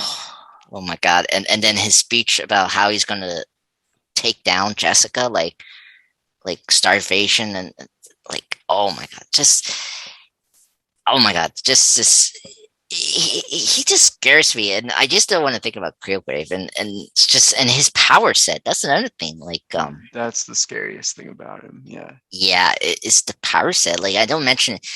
So far we haven't had too many. Like my bottom list, I have well, except for my number one, like half of my list villains are like the grounded villain, and like you've got this character whose superpower is well executed and just shows you how powerful he is as a Hmm. villain and Hmm. just how scary you can do it. It's just ugh. Oh my god. And his background, like how he becomes this person is kind of sad, but then Yeah. just oh my god. What's your thoughts on Kilgrave, man? It's just ugh. He's horrifying. Yeah. And I think the thing that makes him so horrifying is like, I don't know. I feel like there are a lot of men who like could be that twisted. Yeah. Like Yeah. in real life, like there are monsters who like feel the same way that he does, but then his power set makes that all the more scarier because he can Mm, do the things that like he can do whatever he wants. yeah. And yeah, I just he's horrifying, and David Tennant just is able to like really capture that like pure like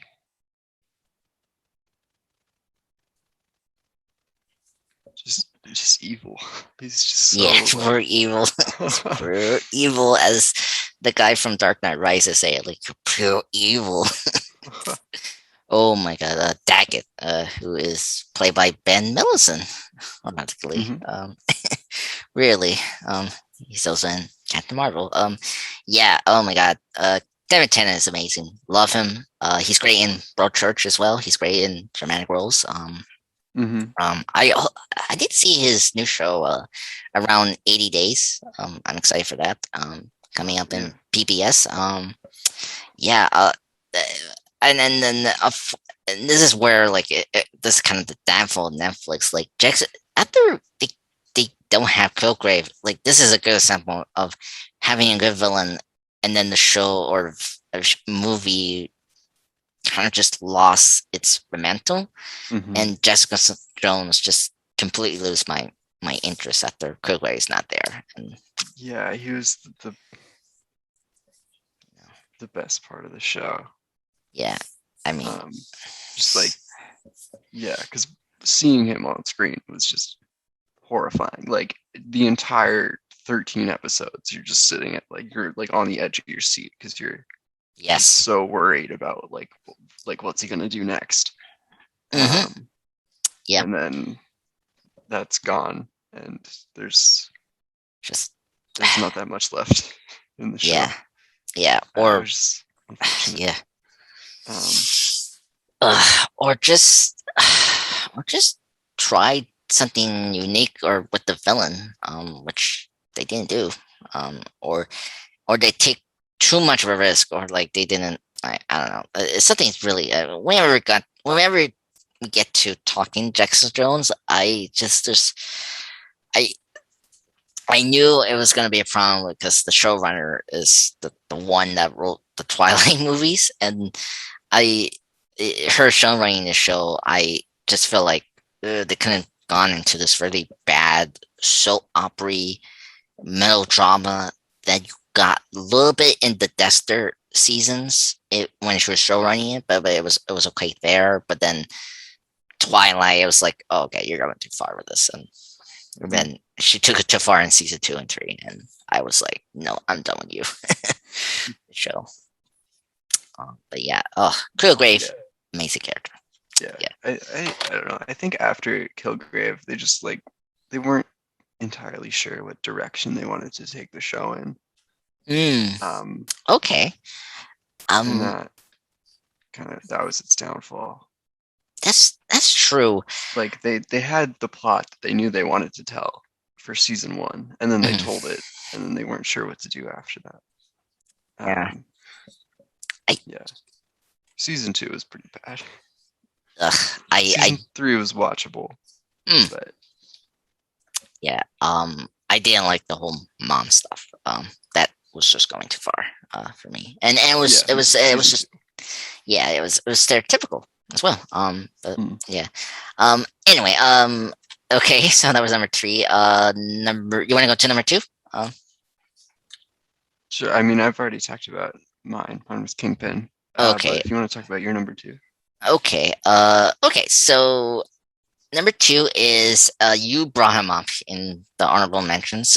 Eric Killmonger. He's my number two. yeah. Yep. He was actually my number one. For a long time before Mhm. I was updating this list, and he's now my number two because number one is Yeah, he kicked we'll him get out. to it. Yeah, exactly. So, um, yeah, we get to number one. I think you know who is my number one. I think, um, Mm, but yeah. yeah. So Eric Killmonger before Thanos, because yeah, Black Panther released in February of 2018 before Infinity War and Ant Man and the Mhm. Wasp. We got in 2017 was a great year of superhero films. We had great villains there, with Eagle, Joker from the Lego Batman movie, uh, the Vulture, of course, and Hela. And then entering 2018, I did not did not expect two best villains coming out. Of course, Thanos, which you had in your list, and I didn't put mine because I just didn't Yeah. like He the was on development. your honorable mention list. Yeah, yeah, honorable mentions. He was in my list Mm, before I had to take him out. And Eric Killmonger just stole the show. I love Michael B. Jordan. When he was announced to be part of this movie, I was very excited. Of course, hmm he worked before with Kruger. I actually seen the Creed films recently, and they're great. So he's Yeah, for good things. yeah, you need to see it. Will it's Yeah. really great films. They're great. Especially with the first Creed. There's something that kind of relates to what's going on in my life. Um, Mm, personal, hmm and it's very touching, and I was very happy to see that being discussed in the film. Anyway, but yeah, Killmonger, I think he's one of the best villains ever we have. I think he's the most charismatic and just relatable villain we have so far. That you agree with the villain, but you don't condone his actions, right? And yeah. yeah, well, We'll talk about it. yeah, we'll talk about that. Um, and another reason I also consider this other person who's in. I actually forgot to mention him. Claw.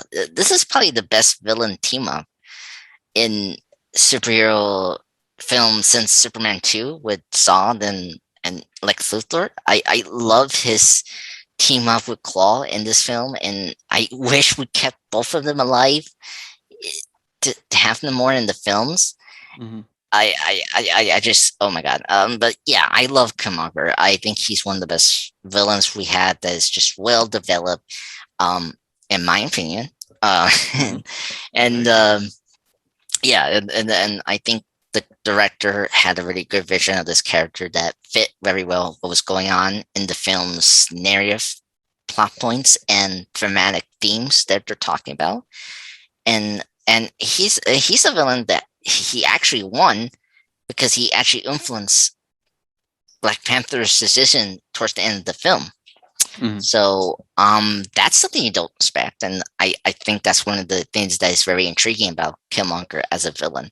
hmm And I just think he has such a like swag that I like. Like I love his costume here. Like this, he reminds me of Goku. What's the villain from Dragon Ball Z? Goku or whatever. I don't know. I'm not Oh, okay. familiar with Dragon Ball Z, but All right. Well, I mean, our friends are Pokemon fans, I guess. Working on, um. Anyway, horrible joke there. Anyway, Pokemon.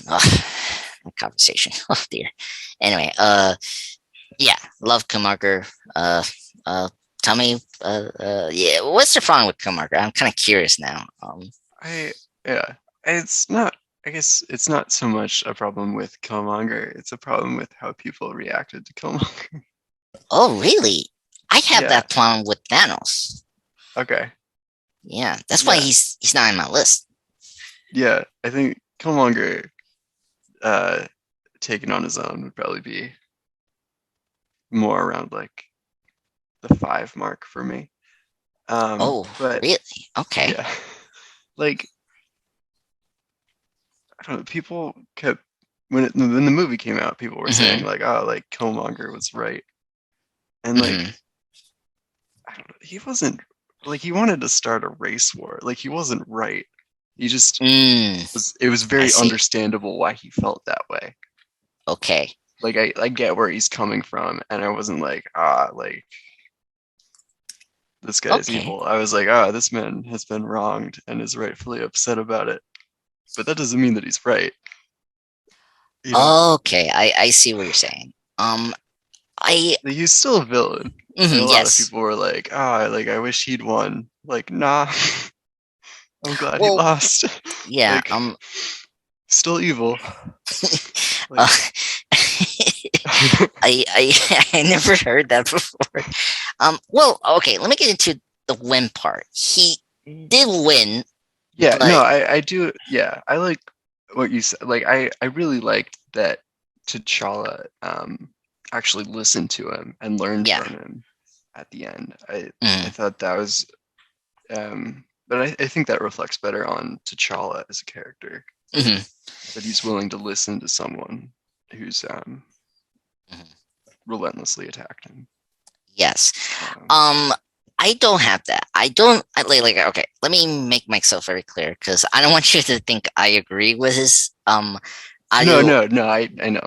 I I just, okay. You're just saying to other people in the yeah, stream. it I bothered me. never. No, no, no. I the Like he was very sympathetic, so people yes. were like, "Oh, he was like, right." It's like the Thanos did nothing wrong crowd. Yeah. Which like, but that was more of a meme. Whereas I think people were hmm serious about Killmonger. It was like, Yeah. Well, like he's the villain for a reason. so I think the before the my number one became number one, I Hmm. he reminded me so much of Heath Ledger's Joker. What I mean by that, before unfortunately he passed away, and when I had the chance to see the Joker in The Dark Knight, it was very scary. And another thing I should mention why I make my list with these villains is their motivation or like their points are so real that they maybe come true. That's something about Heath Ledger's Joker is so scary. Is that his point is maybe true, like like in a very psychological way. Hmm. And I don't agree with the version of the Joker there, but like he's making a point of Yeah, like a like he society, has and a you yeah, know a valid criticism of society. exactly, and that's what I like about Eric Yeah, he is that absolutely, it's the same thing. Yeah, like his yeah problems with um I was going to say American society, but it's really just yeah global um society. yeah Um, global right yeah, the everything he's saying is right. It's just his solution to the problem that's wrong. yeah, and that's where I kind of stopped there. And I think Yeah, that's why which is where you're supposed to stop. It's yeah just like, yeah, yeah I mean where the movie wants you to stop. yeah, yeah, yeah. That's intriguing, but I can get why. I mean, it's just Eric is like because he's saying like, and this is where I like about him and the other villains I listed and you listed is Hmm. they're allowed to speak their points and like in depth, and it's like okay, I get why you're doing this, Hmm. because your motivation is clear, and that's one of the things that the first time I think because you mentioned we Vulture. Like a lot of people didn't start talking so loudly with the villains until Thanos and Killmonger since the Joker in Dark Knight. It's been a while to have a character or villain to have this big impact and conversation you don't get right. And Mhm. that's the thing that's so cool about Eric Killmonger is that you start having this philosophical debate, you know, and it's kind of the same thing with Magneto with the whole and like Mhm. superiority, and like they should be the own, like we are the superior race and we should take over the world, you know, and we understand, but we don't agree with what you're saying, you know. Mhm. And I think that's what makes Eric so fascinating for so many people, and just his relationship with the hero is so like he's a family member. That's another thing. Like this is Mhm.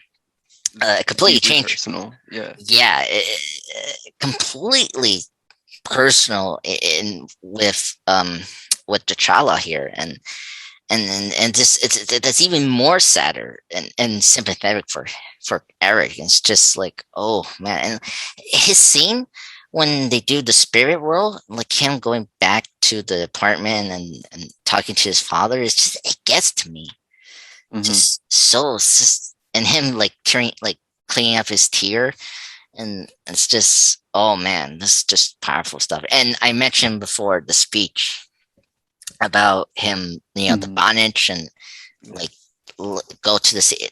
Oh, that's such a killer line for a villain to die off. And just, oh man, and it's so true. That's just he Mhm. hits you with reality so well, Yeah. and and it's just like it's true. And but then it's so cool that he, you know, he didn't influence the child with the decision. He made him think, okay, maybe he was right, but I want to take it in a more like what's the Yeah. word? Not radical, Humane. yeah, Yeah. humane way Yeah. of taking Wakanda, you know, was it open or like helping out the world, like Yeah. you should have done, you know, Mhm. and just fascinating conversation, Yeah. and it's just, oh man, It is really, yeah. it's just That is uh, really good.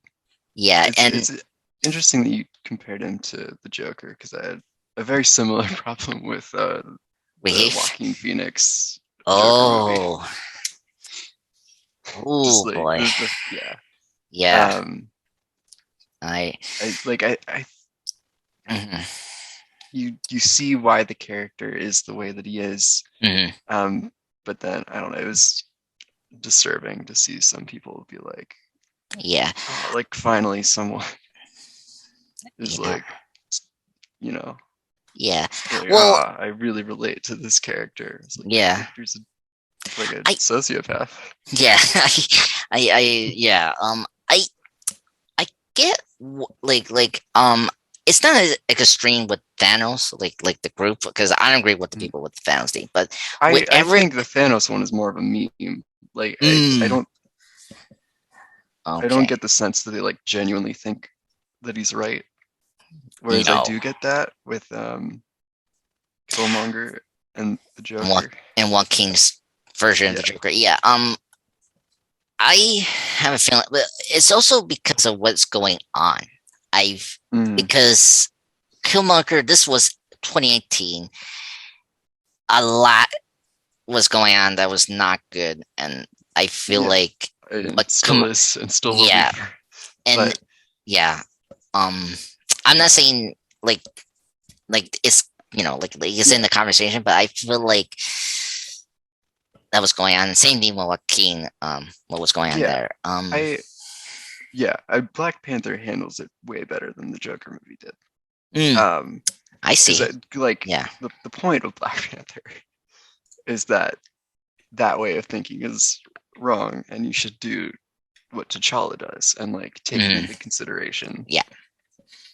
but Yeah. like move forward in a way that is less, genocidal.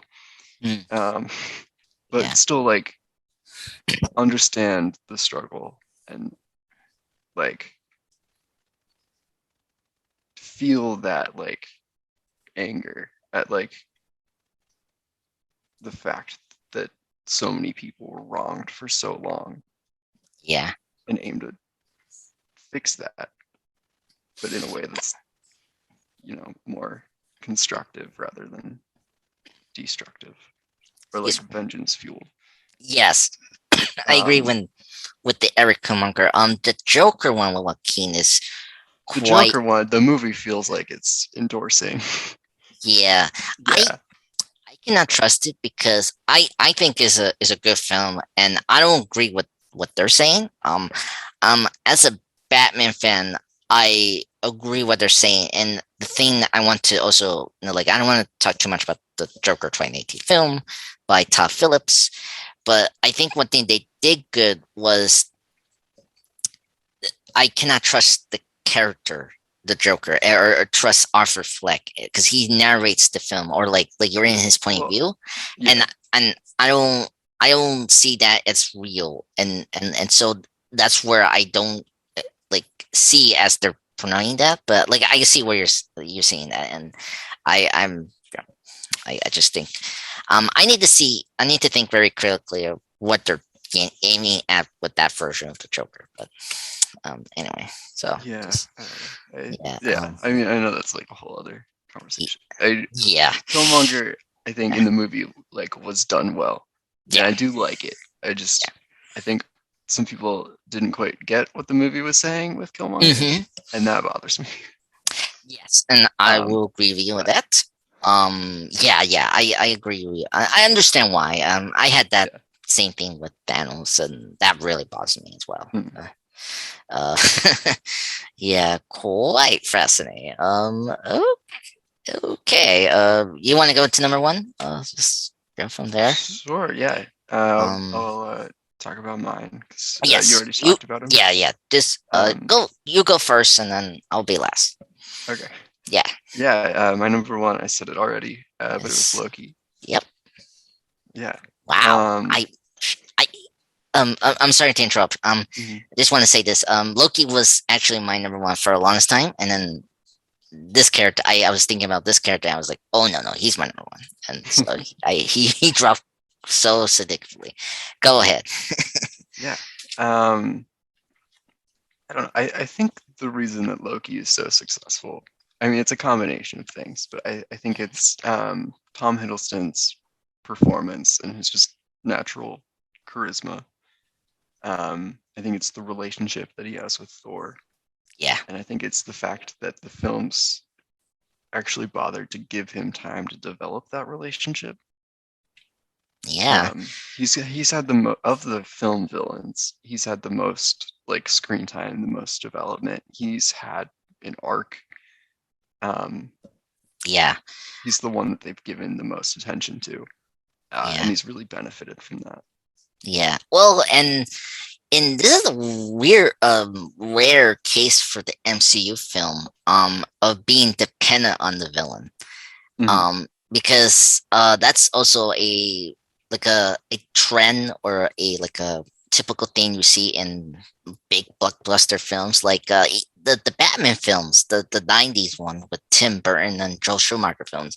They were so dependent on the villains, like, and that's why you hear the complaint when you get to seeing the films, like, oh, Batman's not developed there, and Batman Returns and Forever and Robin, and that's why like Dark Knight trilogy and Dispel in general are hugely discussed highly, because of you focus on Batman finally, and that's why a lot of us love the MCU films, because they focus on the heroes.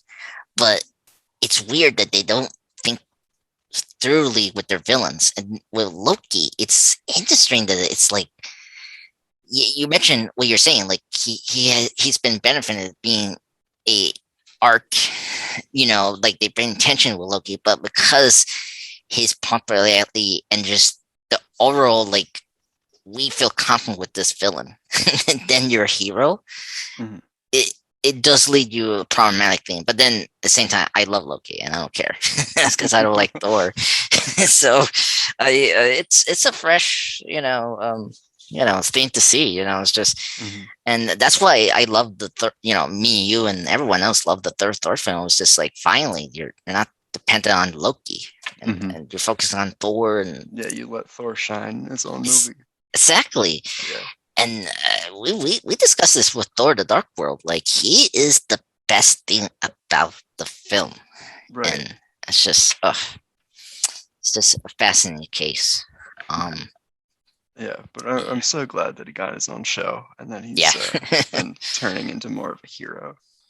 I yes, think that's been an interesting development, and I'm glad that we get to keep seeing more of him as time goes on. And the show really gives him more time to shine as well. yeah. Um, yeah. In the another thing about Loki that I did like and I appreciate is he feels comic book accurate Loki, but at the same time being different from the Hmm. comics.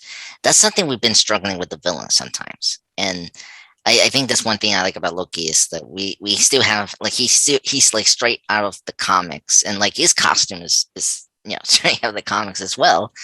Before classic Loki came around. Hmm. Let me address that.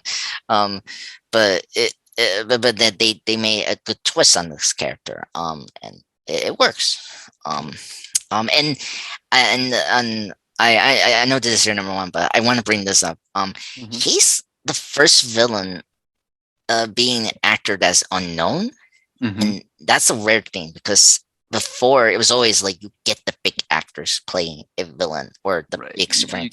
Yeah, you cast the unknown or the risk as the hero so you Yeah, can get them to sign on for multiple films, and then the villain should be played by the name actor so you can get people in the seats. yeah, Yeah. yeah.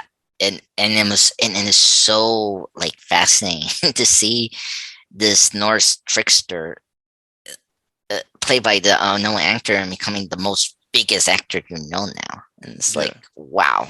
And just I mean, like we got good actors we know, and they've been the best. Keaton, Vulture, and Jake and Daniel, and then Vincent, and then Tennant, and Hmm. B Jordan. But man, Loki just, I mean, Tom just, oh man. And then one thing that's great about Tom is he really cares about the character, and Yes. I think that's the one thing that's been so strong with Loki coming back Hmm. every time. It's just Tom is so committed to the role, and Yeah. just It really shines through in his performance. yeah. Yeah. Um. Oh man, and he almost played Thor. That's another thing. Yeah. That's Every time I see that test footage, it's yes. wild. Oh He does not look the part. It would have been they made the right decision. But yeah. Yeah. Kenna. He worked with Tom before when the Thor mhm, film was going around, and it's great that he thought about him and like, no, yeah. I think you're good with this other role. And oh my god, just oh man. Yeah. I mean, he's just so good at playing that like slimy like yeah. Yeah. Oh man. I don't know. You have this. When like this is where I fall in love with Loki. It was in the no, obviously it was the first Thor film. Hmm. The scene where he discovered he was a frost giant, and like he's Hmm. talking to Owen, and he has this like big Trenta, like yeah, scream, and like there I was Hmm. like, whoa, okay, this Yep. is that made me like Loki, and just oh man, I just think, and then the uh, the Avengers afterwards just made him more enjoyable, and just oh man, Hmm. just and his death in the Endgame was kind of sad. Yeah. I do want to bring that up, and it was great to see his arc completely wrapped up in that, and then or Infinity War. I'm sorry, Infinity War, Yeah. and then Anymore. we got that. But Mhm. anyway, so oh man, anything else about Loki that we didn't mention in my list? I did we cover everything about Loki? Well, um, Um yeah, I think I'm good for now. okay, so you brought him up in your list. He was in number seven. Wen Hmm. Wu is in my number one. Nice. Yeah. Yes. Uh, I yeah, I he I'm a huge Iron Man fan, Mhm. and just hearing the idea of the Mandarin coming back, or they were claiming the real Mandarin coming back, Mhm. and for this film, and I was a little concerned because of Iron Man 3. I really like Iron Man 3, and you like Iron Man 3 as well. Yes, I do. Yeah, and I got to slowly appreciate what they were doing with that twist. Um, and all that, and then just my curiosity of this version of the Mandarin, or this combination of that, and then Shang-Chi's father, pay off so well. I love Wenwu as the villain. And he just adds, he meets my expectation of what the Mandarin should been or should Hmm. have in the comics, and what it should be going forward into the comics and every adaptation. Um, it's one of the first villains to have a general arc. I mean, Killmonger has that as well, but like you understand his arc from scene one to the end of the scene, Hmm. when he dies. Um, no, and you didn't or want to mention Tony Lon. This is his first. He's not his first villain role, but this is his first English role, and it's very impressive. Like, Hmm. he does everything in his face, and you see the sadness and the anger he does, and he brings a work class to this character, and just works, so well. Hmm. And I mentioned about update. I really like the updates that they did with this character, like the rings you mentioned in when we were talking about him in number seven.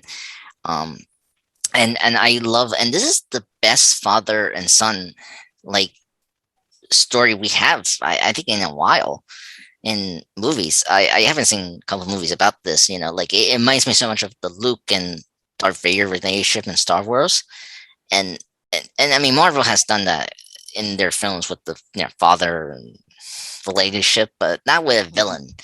Like, only Thanos with Gamora, but like, but that is sometimes kind of a little underused, and we should focus more off. But here it's just full on development, and I just like that. I mean, it gets to me when he is like when the Railer gets to Wangwu, and like he's getting his energy, gets sucked out, and he like gets this clip montage of like his son from becoming an adult to baby. Is so sad. It's like, oh, what are you doing?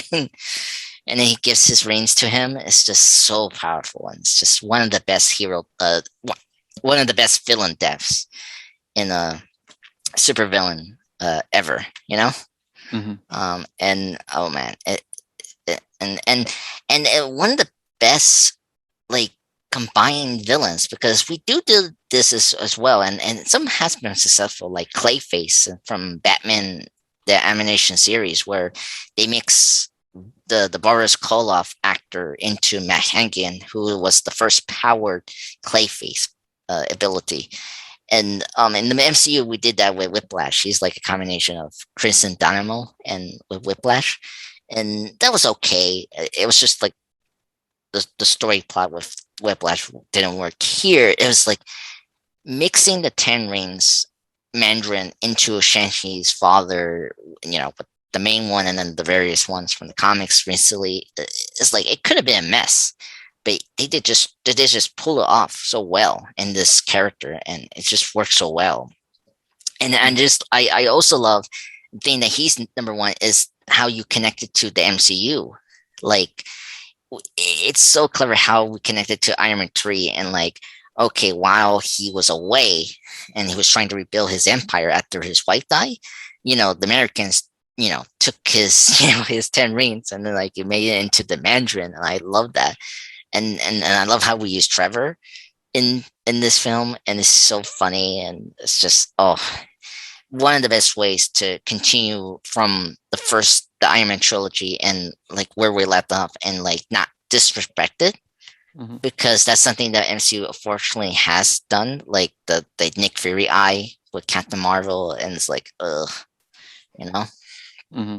And so it's just, here I'm so happy we respectfully continue like furry into the idea of what Iron Man 3 was talking about with Wen Wu, with Trevor, and it just pay off so well. What more you want to say about Wen Wu, Will? If you haven't had a chance to talk about, and or the points that that I brought up for this character. Yeah. I don't know. I liked just like the complicated relationship with his children. Yes, It was something that like we didn't really see uh, in other Marvel movies. or So, any superhero film, that yeah, matter. yeah. Um, it's normally if you're gonna make the parent a villain, they're gonna be like truly evil. Um, but mm, instead, it's clear that he still cares about his kids. yeah, He's just kind of lost his way, and yeah. I think that makes for a more interesting dynamic. I I thought like now I was thinking about what you're saying, Will. Mm-hmm. That was not what we were seeing in the trailers. Like it Mm-hmm. made you think like this was another Iron Man twist where like you thought initially this was what's going on. Like this is where we're gonna go with the film, but then Mm-hmm. when you and I saw it, it was like, oh no, this is not what we're like. Like it was way more interesting than like I thought like or everyone thought was like he was going to bring in Shang-Chi to take over the organization.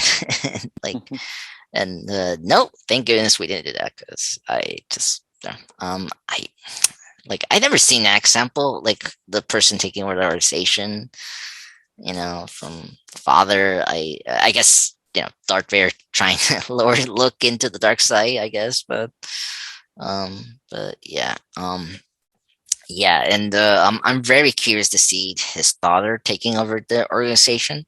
Mm-hmm. I'm like very curious about that, and hopefully we get another best female villain with her. If we Yeah, go in that route, of course. I have a Um, feeling we will. okay,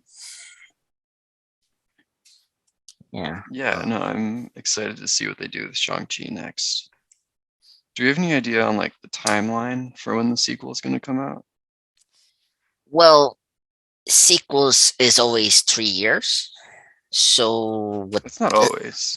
Well, yeah, I mean, it, Doctor Strange and Guardians of the Galaxy had a whole Spider-Man trilogy in between yeah. the Well, first and that the second movie, Yeah, well, that's or the it's second because and of third Sony, Guardians. Sony. Well, like remember, the yeah, the Captain America trilogy was 3 years. Well, for the first and second, I'm saying, not the third. I know that was 2 years. Yeah, but I'm saying Yeah, Doctor Strange came out in 2016, and now it's 2022, so that's 6 years yeah, for a second movie. yeah, Guardians of the Galaxy, it's also going to be 6 years. yeah. Well, and I do want to bring this up. There was an announcement that we're gonna get another related spin-off with her. Yeah, Um, TV yeah, show, right? yeah. So it's we're going to get the sequel. Like that was very quickly announced, and I don't know when they. I think it will be part phase 6. Whenever we get to that point.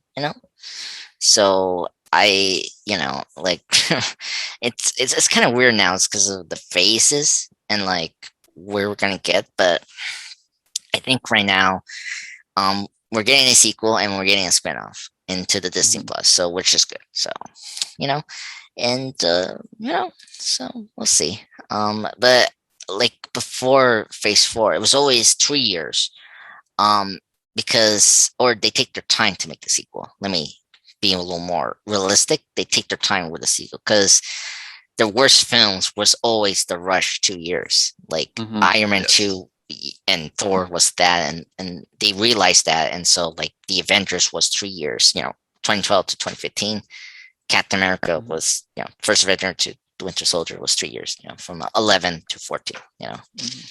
And the Spider-Man thing is just because the Sony deal, so they had to pound 2 years because of um just yeah, they had to keep the rights for Spider-Man, sadly. Mhm. But yeah. Anyway, anything else to say about your number one or my number one? I anything else to say about the MCU villains? Will um, Um, was this hard to make? I'm kind of curious.